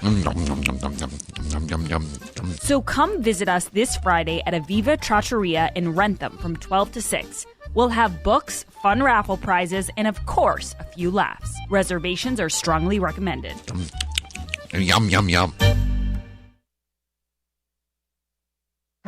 I'm kind of the Grinch when it comes to almost any private event of any kind. The guy who stole Thanksgiving, the guy who stole Christmas, the guy who stole New Year's, the guy who stole every holiday you can think of. But I'm here today to say that we really can't have them be the kind of consequential event that Thanksgiving has been here in Massachusetts. Next year, we'll probably be able to celebrate those holidays just like we used to, but not this year. Following the rules and sticking with the people you live with, just to get us through this difficult winter. My understanding is that Santa has a travel form that is good in every community, every state, every county, and every country in the world. He gets tested on a pretty regular basis, so do most of the folks that are part of his team, and I'm pretty sure he was on the really early list on the vaccine as well. We repeatedly begged people to stay home for the holidays this year and discouraged celebrations with loved ones outside their household. I saw several really impressive versions of Charlie Baker as Scrooge on social media. Hair loss is not one of life's more enjoyable experiences. If you're looking to fill in your hairline or reverse years of hair loss, DiStefano Hair Restoration will create a result that will be a transformative experience. The result is remarkable. I now have fuller, thicker hair so I can even wear it a bit longer. There are a few major decisions I've made in my life that I wish I did sooner. My hair restoration is number one. It was by far one of the best moves I've ever made. My hair looks awesome, and the confidence from having a full head of hair again has left me feeling great. I used to look in the mirror and dreaded seeing my ever-increasing bald spot. Now when I look in the mirror, I see the new me with a full head of thick hair. For information on how to make the same choice I did, go to hairman.com/Howie. What are you waiting for? More hair to fall out? Get the hair you've always wanted. Hairman.com/Howie. Delaware Senator Joe Biden at an event on the Hill, gently ribbing his Senate colleague before absolutely going to town on an ice cream cone. President Biden is a big ice cream fan. So does that giant freezer full of ice cream? Mr. Biden, what flavor did you get? We got one vanilla, one chocolate, but I wanted to get what we call black and white. I like to think of it as Joe Biden's, I don't know, his default mode. What is your message to Republicans who are prepared to block the January 6th commission? Eat some chocolate. Yeah. He'd be known for two things, my Ray-Bans and ice cream. What's the thing about the ice cream? He loves ice cream. Tell me about that. Well, listen, ice cream is big. Chocolate chip. Oh, yeah. Get that man a cone.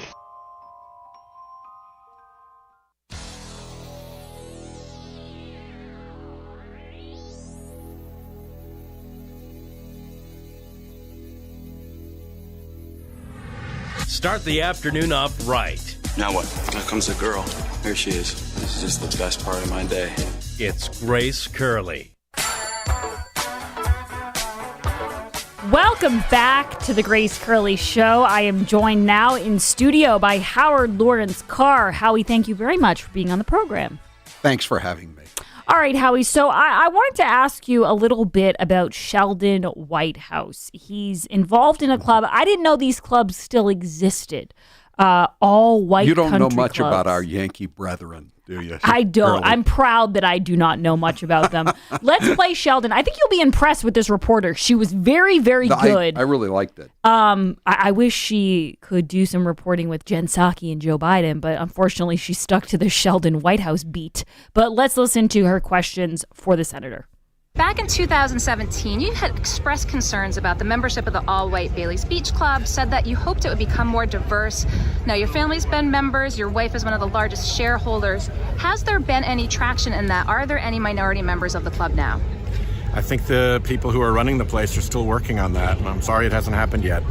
Do you have concerns in 2021? I mean, obviously, it's been 4 years. You had remarks on the floor following the deaths of Breonna Taylor and George Floyd saying, hoping to root out systemic racism in the country.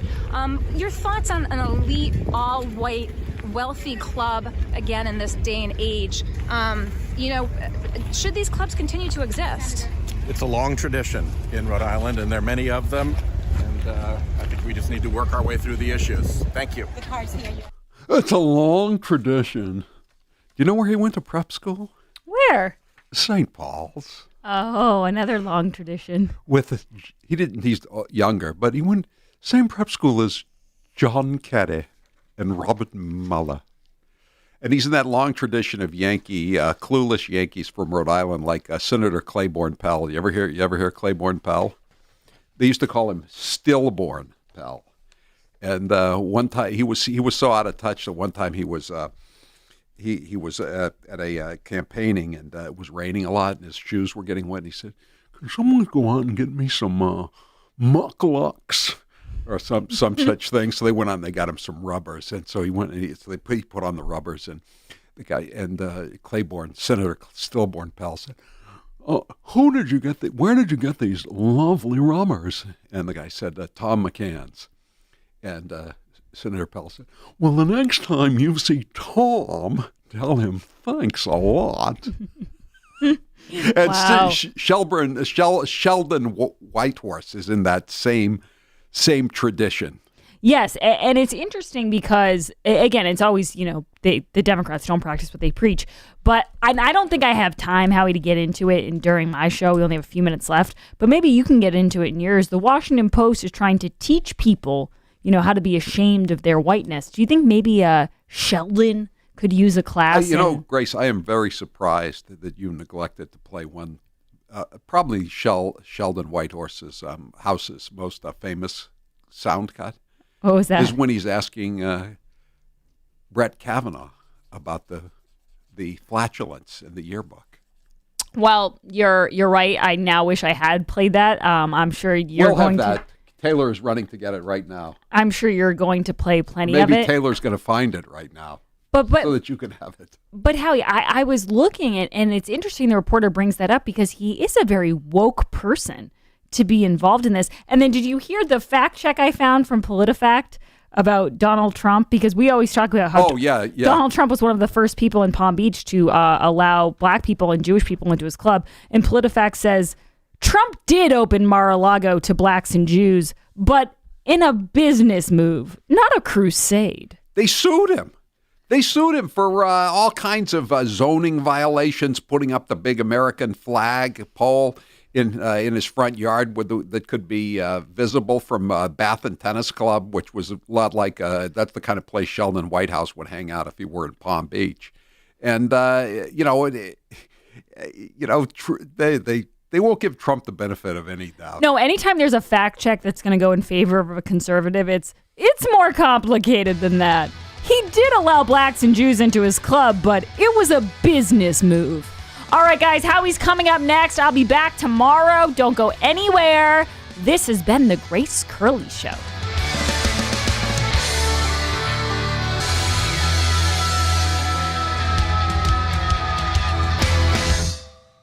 I'm back in New England, and of course, one of the first appointments I had was at Perfect Smiles in Nashua, New Hampshire. I love Florida, but when it comes to my teeth, I wait to come home to the best, Dr. Bruce Houghton. I've said it before, Dr. Houghton is a veneer engineer and a world-class dental artist. I'm not into all these new protocols since the virus, but I have enjoyed a lot of the new procedures that Perfect Smiles has put in place. Many of these new devices put you in a state of total relaxation while you're getting work done on your teeth. If you have put off your dental care, don't wait any longer. So much of your overall health is connected to dental